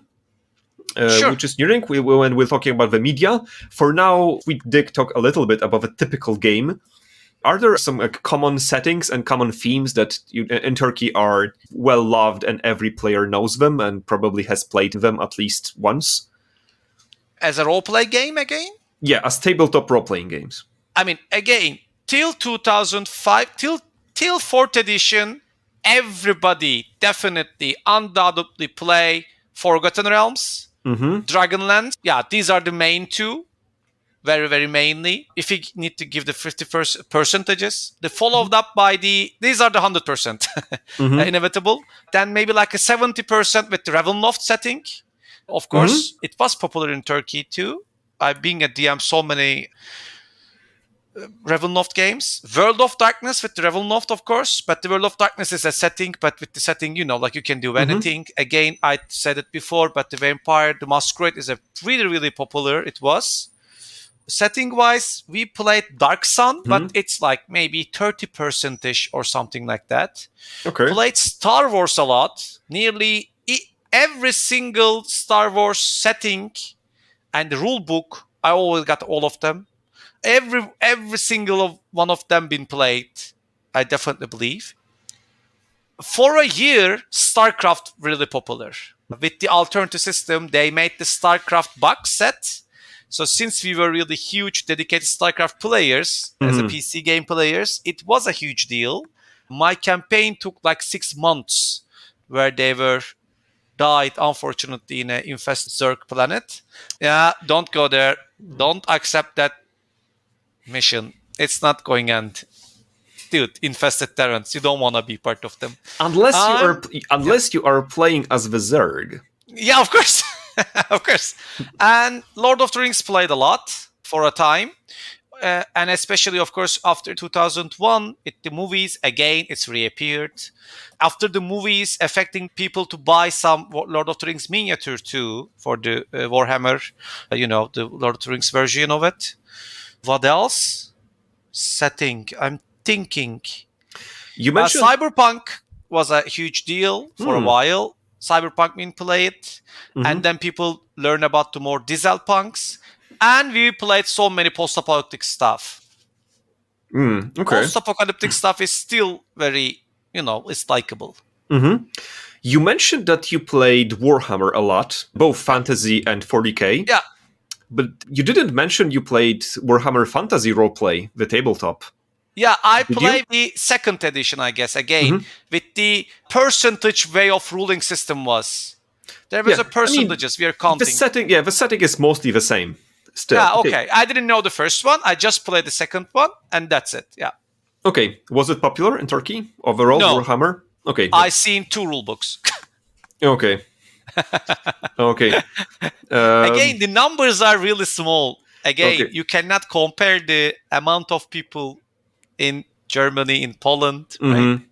I'm asking because Warhammer is one of the most well-known settings in Poland. See, So, again, okay, see, so so not a. Mm-hmm. people can't playing it. Yeah, and another one of the very popular games, especially in Poland, Call of Cthulhu. We love, Call of Cthulhu, by the way, is a really important place in Turkey. Okay. Very successful 2 Turkish digital games is based on Cthulhu mythos. So many people aware of the Cthulhu mythos, by the way. Okay, cool. Okay, so if I were to travel to Turkey and join a random tabletop group, what would be expectations that it would be good if I was aware of them to get along with other players? Yeah, I mean, you should know what kind of game they play, because most likely you can play them on still, unfortunately, through Facebook groups. I don't know if you're using it, but they're generally using the Facebook groups. Guess you're going to come to Istanbul, because hopefully it will be really hard for you to find some other place, some other people. I mean, are you going to go to the Pegasus Toys or the Goblin Cafe and you're going to talk, ask anyone, is there anyone playing games? Yeah, and you're going to meet with them.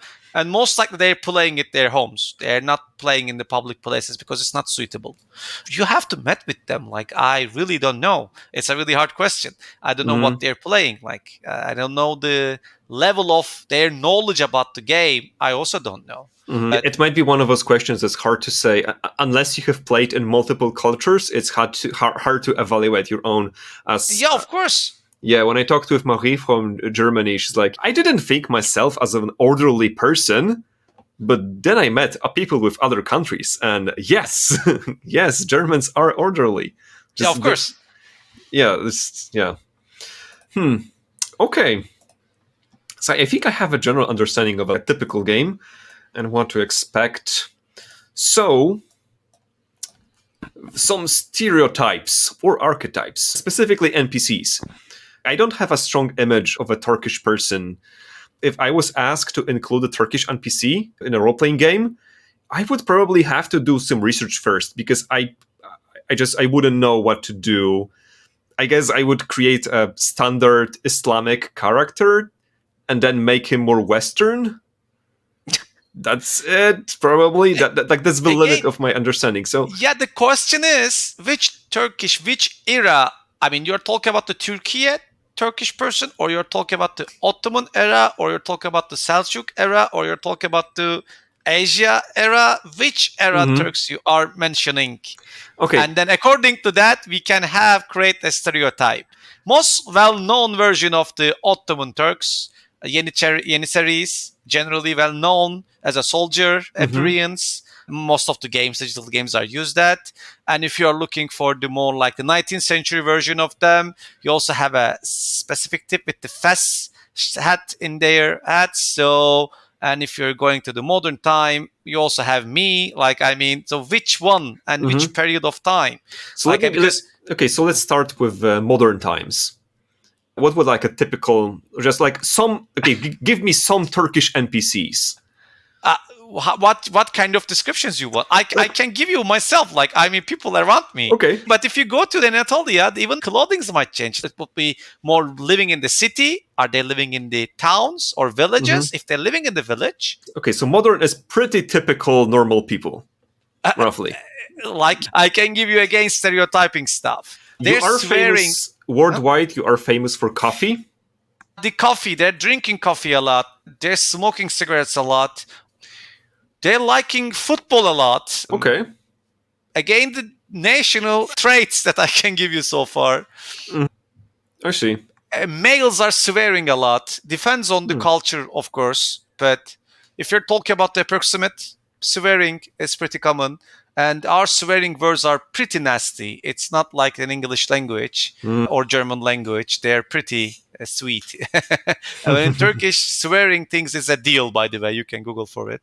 I don't know, a person's, the attitudes, it depends on whom they are reacting with. And, the backgrounds. Our character needs a background, man, to have this answer.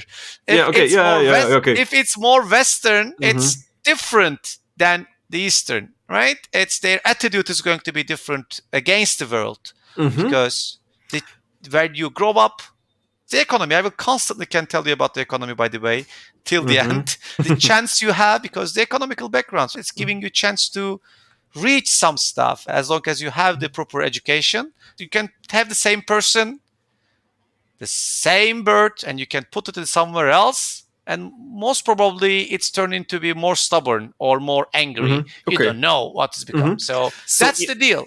So if we were to create a Turkey setting, that's maybe like a metaphorical Turkey across all ages and so on, it seems whether you're more Western or Eastern is a factor. So like this would be a thing on the setting, like depending on the region, this would be an important aspect of characters. Definitely, it will be. Okay. And even you can divide that more, right? East, South, Eastern, North, South, like, I mean, you can divide them a little bit more even. Yeah, but it is complicated. But I was also thinking there was like philosophy and ways of thinking, like more like Western thought and more like Eastern. That's if you have that education, if you want a proper university, if you went to proper middle school or high school, whatever, and if your family is already have that background, or they would like you to have that education, yeah, of course, I by myself, like, of course, I grew up with the Western thoughts. Okay. But I'm not unfamiliar with the Eastern thoughts too, so that's why I feel lucky in general. Yeah. Again, it seems similar to Poland, which is also on a divide, except it's the Western Europe and Eastern Europe. And Poland seems to have like a little bit of both. And you would find people more into the Eastern way of thinking, more into the Western. I guess we don't have like Eastern, like we're not East Slavs, which are Orthodox. Even on the maps where you see, it dates back to the occupation where Poland was partitioned by the Prussian and Russians and Austrians. You can still see the lines of partitions when you're polling people for political opinions. The polling information gives you the partitioning map from 200 years ago. Okay, like 150. So there's that. Okay. So, couple of questions from our patrons. First, like, it's not really a question, but you might not be aware that apparently in Poland we have some Turkish soap operas that I can't give you the name specifically, but some of like our grandmas are watching a lot of foreign soap operas, and Turkish are like one of the genres. So, they are very popular, I know that. So you exported this to Poland. Also, okay. Sorry. No worries. I mean, if it's watched here, it must have strung some chord with Polish grandmas. So if it works, it works. Do you know the Witcher universe? What? The Witcher. Universe? The Witcher, yeah, I already read all the books like at the beginning of 2000s. Oh, okay. So before it's become popular, I already read everything. Oh, before the video game. Were you the exception? Before the game. Okay, were you the exception, or were the fantasy fans in Turkey did know the books? I don't know anyone else who read The Witcher at the beginning of 2000s. Like, I even watched the first movie. You know, there is a movie, the Hex. I don't know, Hexer, yeah. Hexer, yeah. It's end of 19s, something like that. Or the start of the 2000s. Yeah. I have watched the movie and the TV series. I don't know if I don't know if you know.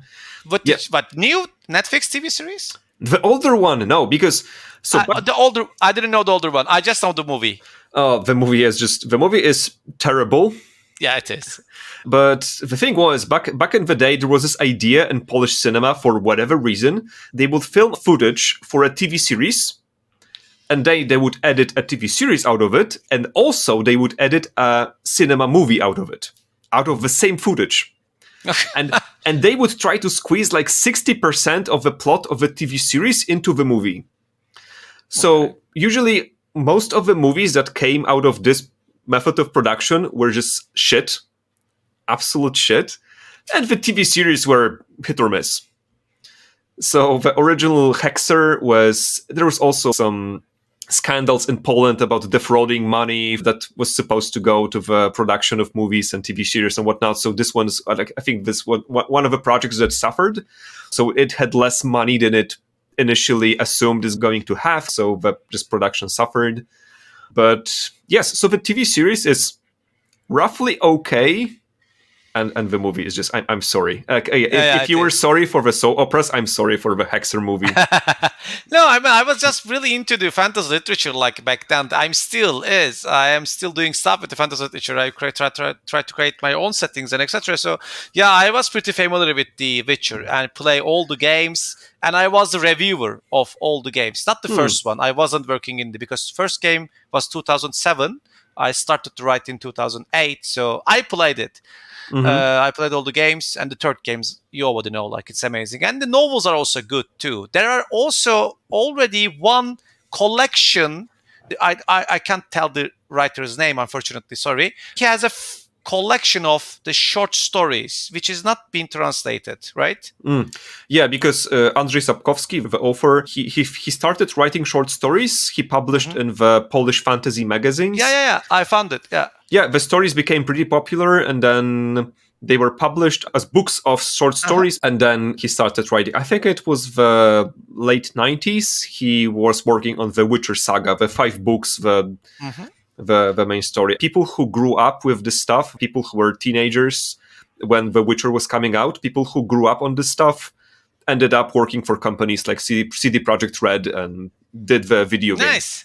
One of our students are already working in the CD Projekt. Okay. Yeah, but yeah, you can see the the new generation did the games. Like the previous generation did the Hexer TV series. And Sure. The new generation did the game. So okay. I think that's gonna make a lot of people happy in Poland. That you personally knew The Witcher before, and especially that you knew The Witcher before the game, because that's one of if you want to make a Polish fantasy fan mad, you can tell them that Witcher, it was a great game. I've heard they also made some books based on the game.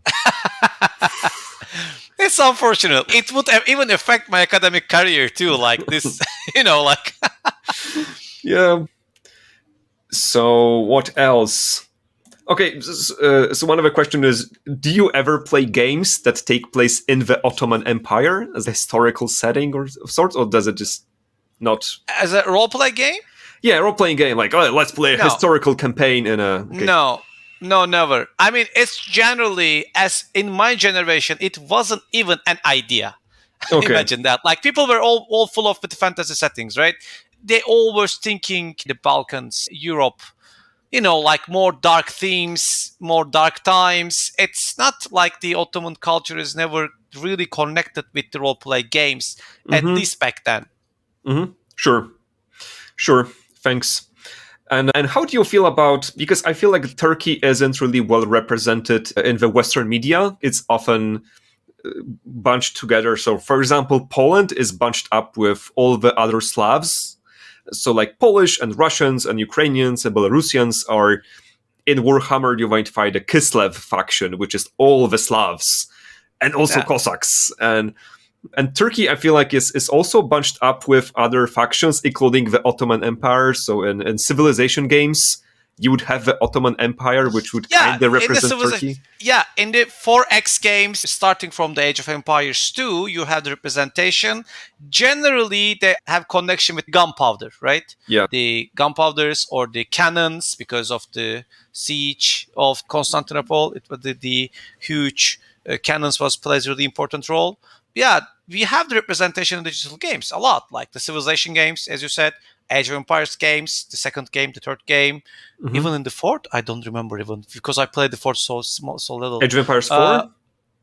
Age of Empires 4, I played. I think they introduced the Ottomans in the latest. Yeah, but it wasn't in the base game, right? No, but again, it's the Ottomans and not the Turks. So, like, I don't know. It is always Ottomans. Like the representation of the Turks, it's pretty hard. You can find it in the 4X games again. Like, why I cannot tell the name, because the time is going on, and then you're reaching the Republic era, and then you can play it. Unfortunately, I forget the name. 4X strategy game names, not the Crusader Kings. Is it from Hearts of Iron? Not the Hearts. You have the kind of a representation. So Europa Universalis or Europa Universalis. Thank you. Or Victoria. Europa Universalis. In Europe Universalis, you see a good representation too. Yeah, and I don't know. Again, they're not taking my radar a lot. Okay. I'm not picking them I'm not that nationalist person, right? Because I already know what I'm going to face with. The gunpowder, the cannons, going to be the same things all over again. I will try to see and try to know the other people, like the hustlers, right? Like the other names, other cultures. But Okay. we have did we have made a board game called the İhtilal? Actually, it's a really good representation about the Turkey, made by a Turkish, as a friend of mine again. But it's, I guess, in another deal. It's not a time to give an example about this. So. Okay. So, the last section, except the closing thoughts, the last section is the tabletop RPGs and overall media of Turkey. So I think this is the perfect time for you to tell me about the trailers you've made. No, it's completely something else. Like, I mean, in general, the media don't know about role-play games. Like in the TVs, for example, it's not even exist. Again, by media, I mean like books, movies, video games. Okay. Not like the news stations. Yeah, again, the book is specific. The book, the fantasy, high fantasy stuff, is written by the Özgür Ozol, the owner of the Sihir Cafe, who I mentioned. It called Sagu. After he made his MA on the Turkish civilizations, he made a book like this. It's a really nice book, but I don't think that it's translated in another language. But it's a really, really good.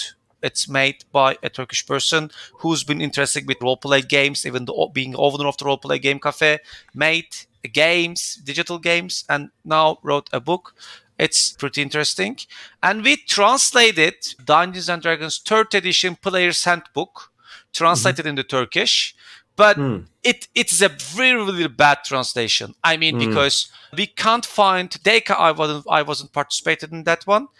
Generally, I participate in everything, but I didn't participate in that one. Because they can't find a proper Turkish translation for the terms. For example, necromancy. There is no explanation in Turkish. I understand what is necromancy because I know the meaning, because I'm a gamer. And then they make it the Meftalunu. And the Meftalunu, it's Farsi. It's completely another language. It's Persian, actually. The root is Persian, Meftalunu, because the Mefta means death. Right, okay. We're also using in Turkish language because through the Ottoman language, Ottoman Turkish to the modern Turkish, we used a lot of Persian words and Arabic words. Of course, it's in the language, not like it used to, but the translation parts you have. So I already know so many words through my grandfathers and etc. Right. So when you translate in the Meftadunu, and I'm telling you, it's just a funny word, like it means nothing, right? So there are so many different stuff like this about the translation. But again, with this localization part, the Baldur's Gate 3 did a really great job. It is one of the best so far. So many new terms we have as a Turkish language. So that's a interesting deal. What can I say about the media before the trailer project?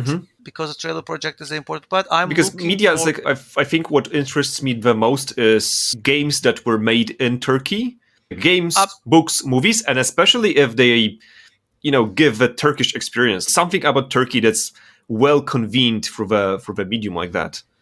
You mentioned the board game, for example, right? The board game?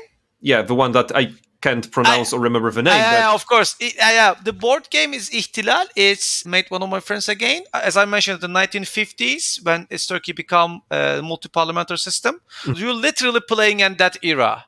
Now you have new parties. Now there's no one party. Now the democracy is working that way. And now you're playing a game, trying to understand. And so many things are happening in that era, of course. It was a Kickstarter game. Two of my friends made it.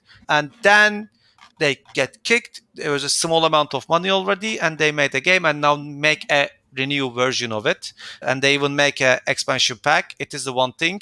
And then incorporated, again, one of my friends made it, because we are all from the Sihir Cafe. We are all with the same backgrounds. So, I mean, if you are belonging to some community, of course, when you become a limited amount of people, of course, you know each other.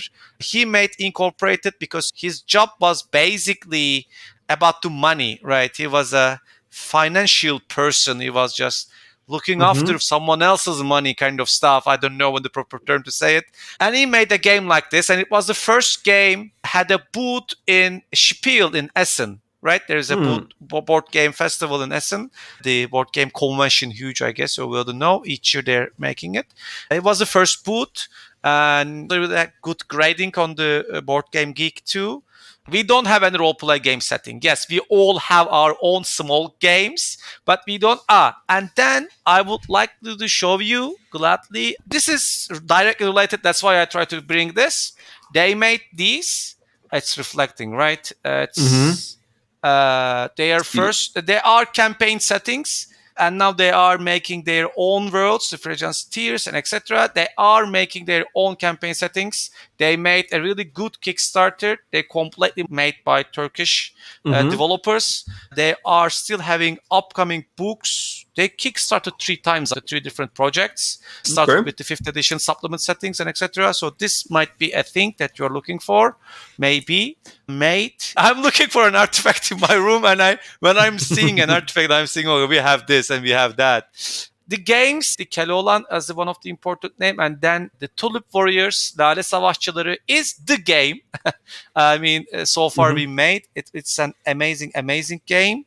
We have some Detective Fırtına, kind of, you even don't know what they are, but we made some games in the early 90s. But lately, Conarium, you can find it, made by 3 Turkish developers. Conarium is completely Cthulhu-related game. It was 2017, they made it, I guess. And then we have the Stygian, Reign of the Old One, is a CRPG made by, by the way, they are at the same time giving lectures in our lab, in our university department, these people. Then the same company did The Cats and the Other Lives. It was the first game. We have a booth at Gamescom last year. We've been at Gamescom. We're generally going, but the last year we have the game to show, really, really, to the public. So these are the latest developments. Other than that, the gaming scene is increasing. But the board games, I'm forcing people to make board games. I'm encouraging them to create settings and creating the board games too. I'm giving them as midterms and finals in my classes. This is something else, but turning them into a fully functional product, of course, they need money. And that when it's come to that point, they just stop doing it, right? They're doing it until they pass the course, until they get the grades, and then they stop because there is no encouragement, right? Because where they're going to find the supply, where they're going to find money to work on it. So the Turkish game scene is really increased with it, starting with the 2010. In the mobile industry, we already have 3 unicorns. They sold like millions and millions and even billions of dollars. But now that thing is stopped. Now people are making much more. They're focused on the PC games, console games, and etc. If you would interesting about that subject, so I can give you another information, or we can make another video about this kind of scenes, or even I can take you to our school and I can show you the things what we are doing immediately. We're right there. So many things we can do. But in generally, I'll try to put all the links for all the stuff that you mentioned in the description. Yes, so you can find it there. And then the last thing, that the most important thing we forget, we made the trailer project. I was a small part of the trailer project because I was a young person. I was 14. And again, it happened in the Sihir Cafe. People decide they like the Dragonlance so much, they would like to make a trailer project. The name is Trailer Project, and it's a trailer, literally, for the Dragonlance. It's covering the first 3 books. There's a three version of it, but 2 of them very similar. And imagine that they did it with no money. And it was the earliest Kickstarter example, as far as I can see, because at the desk of the Sihir Cafe, they make a donation box for the trailer project. Okay. Yeah, and they people put money, but we were all young, and even people who would like to do that, they were at university, right? So 2001, meeting the heroes, living the pain and the obsession. Yes! What? Yeah, the meeting with heroes. It looks so old, and even those animations with Laurana, they spent so much time. It took a year to do it with no money. the armor of Storm Brightblade, both it was a heater, the soba. Like they take it from somewhere and crafting it, turn it, and we learn how to make chainmail by ourselves. I was the participation for the chainmail part, like each day, because there were everywhere was chainmail. They were just asking people, you can do even once, it's fine. While they are moving, do one chain. One chain is a. Did you buy it's like a metal cord, but you wrap it around? Yeah. We definitely wrap every single chain together. Yeah. We did this with Polish historical reenactment. If you didn't have the money for like a knitted chainmail that cost a lot, then you would do it with just a piece of metal string cut, and then you would manually tie it together. Yeah, I was a part of that thing. Like even some people who is shooting that don't remember me because I was pretty young, 14 years old. Pimples all over the face. So a young person is just turning around like a little goblin. So I was just really glad to see that. And then they made the 3-part. Of course, it was very amateurish, but without any money. The dwarf was amazing. Yeah, it's the flint. Flint is amazing. And 3, you have to watch 3 of them because then each one is improving a little bit, but it has the most important thing, it has a narrative. If you're not familiar with the books, you understand there is something going to happen. And then they send it to the Margaret Weiss and Tracy Sigmund, the authors of the book series, and they really like it. They sent back stuff, but of course it's never going to happen because it was just a project, right?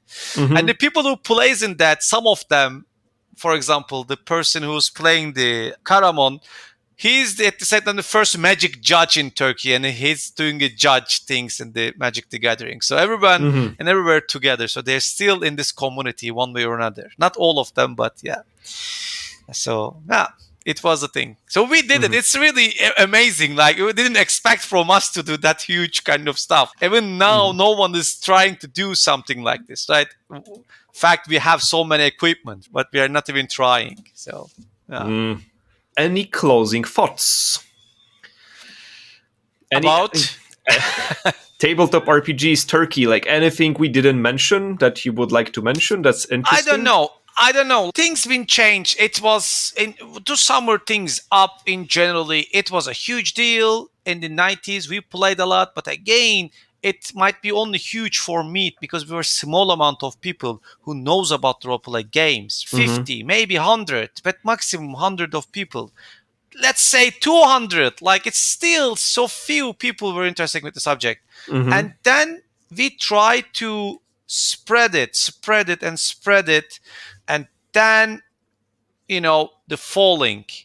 I mean, starting with, because so many people spent their time on, for example, the MMORPGs, right? The people who like to play role-play games, they try to play it in the digital world instead spending jillions of times on the board.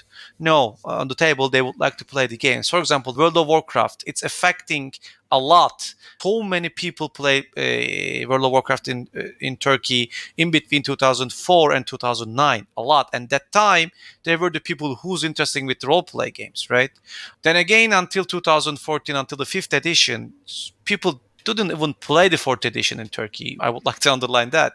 And then the digital world's impact is a lot for the gaming industry, like the League of Legends. It's affecting. So many people, my students are barely know even video games, right? They just know about League of Legends and MOBA games or PUBG kind of games. They don't know about the gaming world. So as a result of the MMORPGs, as a result of the MMO games, and so we have seen a decreasing amount of number of the role-play gamers. But now, starting with 2015, with both board games, even card games and role-play games, the attention is getting increased. But still, we have economic problems, right? No one is going to pay $30 for a system book, 1,000 Turkish lira nearly. So you cannot pay 1,000 Turkish lira while your minimum wage is 11.5. So it's not quite possible. But yeah, I personally working a lot. I know so many people are trying to teach them about role-play games, how important it is, how they become a better game designers. I'm using the board game as a tool too, right, to understand the development. So long story short, hopefully it's going to be better and better And each year, the number is going to increase. And hopefully people like you will be a voice for us. Maybe people going to hear me out, and some people going to interest with the role-play game scene in Turkey. Maybe they will contact me, maybe through you, maybe we will do something else. We will make a connection with the Poland and Turkish board game scenes together. It might create something completely new. Maybe we can do something through our university, for our department, through where you are belonging to. So we can do so many stuff. And thank you. Like, I'm glad that you find me. I'm glad that also, you let me talk. Yeah. Thanks that you published. I mean, especially now that I know that the Turkish role-playing community is so small, if you didn't publish the works, I might have not have found you. I might have not found any Turkish people to do the interview. And again, when I started to do the series, I just started it because I was curious about tabletop RPGs around the world. But if something comes out of it, something else that maybe some communities that barely have a voice, maybe even in their own countries, people don't know those communities exist. Maybe they will get a voice. So like that's even more awesome. I mean, still, my main motivation, I will continue to do interviews because they interest me. I think that's a good motivation, and we'll see where it goes. If anything else that happens, even better. So, sure. What you do is great, man. I'm glad. Yeah, the community will be increased in Turkish, but never is going to be as much as in Germany or Poland, because when you compare with the population, nearly 85 million people, but so few of them still aware of the tabletop role-play gaming. But yeah, I'm doing my best. I'm literally giving an education for people to learn this. So yeah, we'll see what happens. I mean, in Poland 10 years ago, you might believe that tabletop RPGs are dead. Okay. Because 2005, people started to play more MMOs, other games, video games, and people ceased to play tabletop role-playing games. Like, a lot of people cease. And then 2016, 17, 18, there is a boom for tabletop role-playing games out of the blue. There's YouTube, there's Critical Role, there's Call of Cthulhu gets a very successful Kickstarter in Poland, and suddenly there's more role players than ever in Poland. So you never know what future holds. Yeah, of course. I'm doing my best. I hope it's going to be boomed and I will be there soon after spending so many years. Yeah, I'm glad again. Thank you. I hope we can do many different game-related stuff about Turkey. Or it's not necessarily specific to be Turkey. Sure. Let's stay in touch. Let's see what happens. And we'll see. Thank you. Thank you. See you. Goodbye. Yeah, bye. Hi, thank you for listening. Hope you enjoyed our impeccable accents. You know the deal. Like, comment, and subscribe if you would like to help us grow. But most importantly, perhaps you could tell us about your own country in the Tabletop Around the World series. Or perhaps you have a friend who can. If so, let us know. See you and goodbye.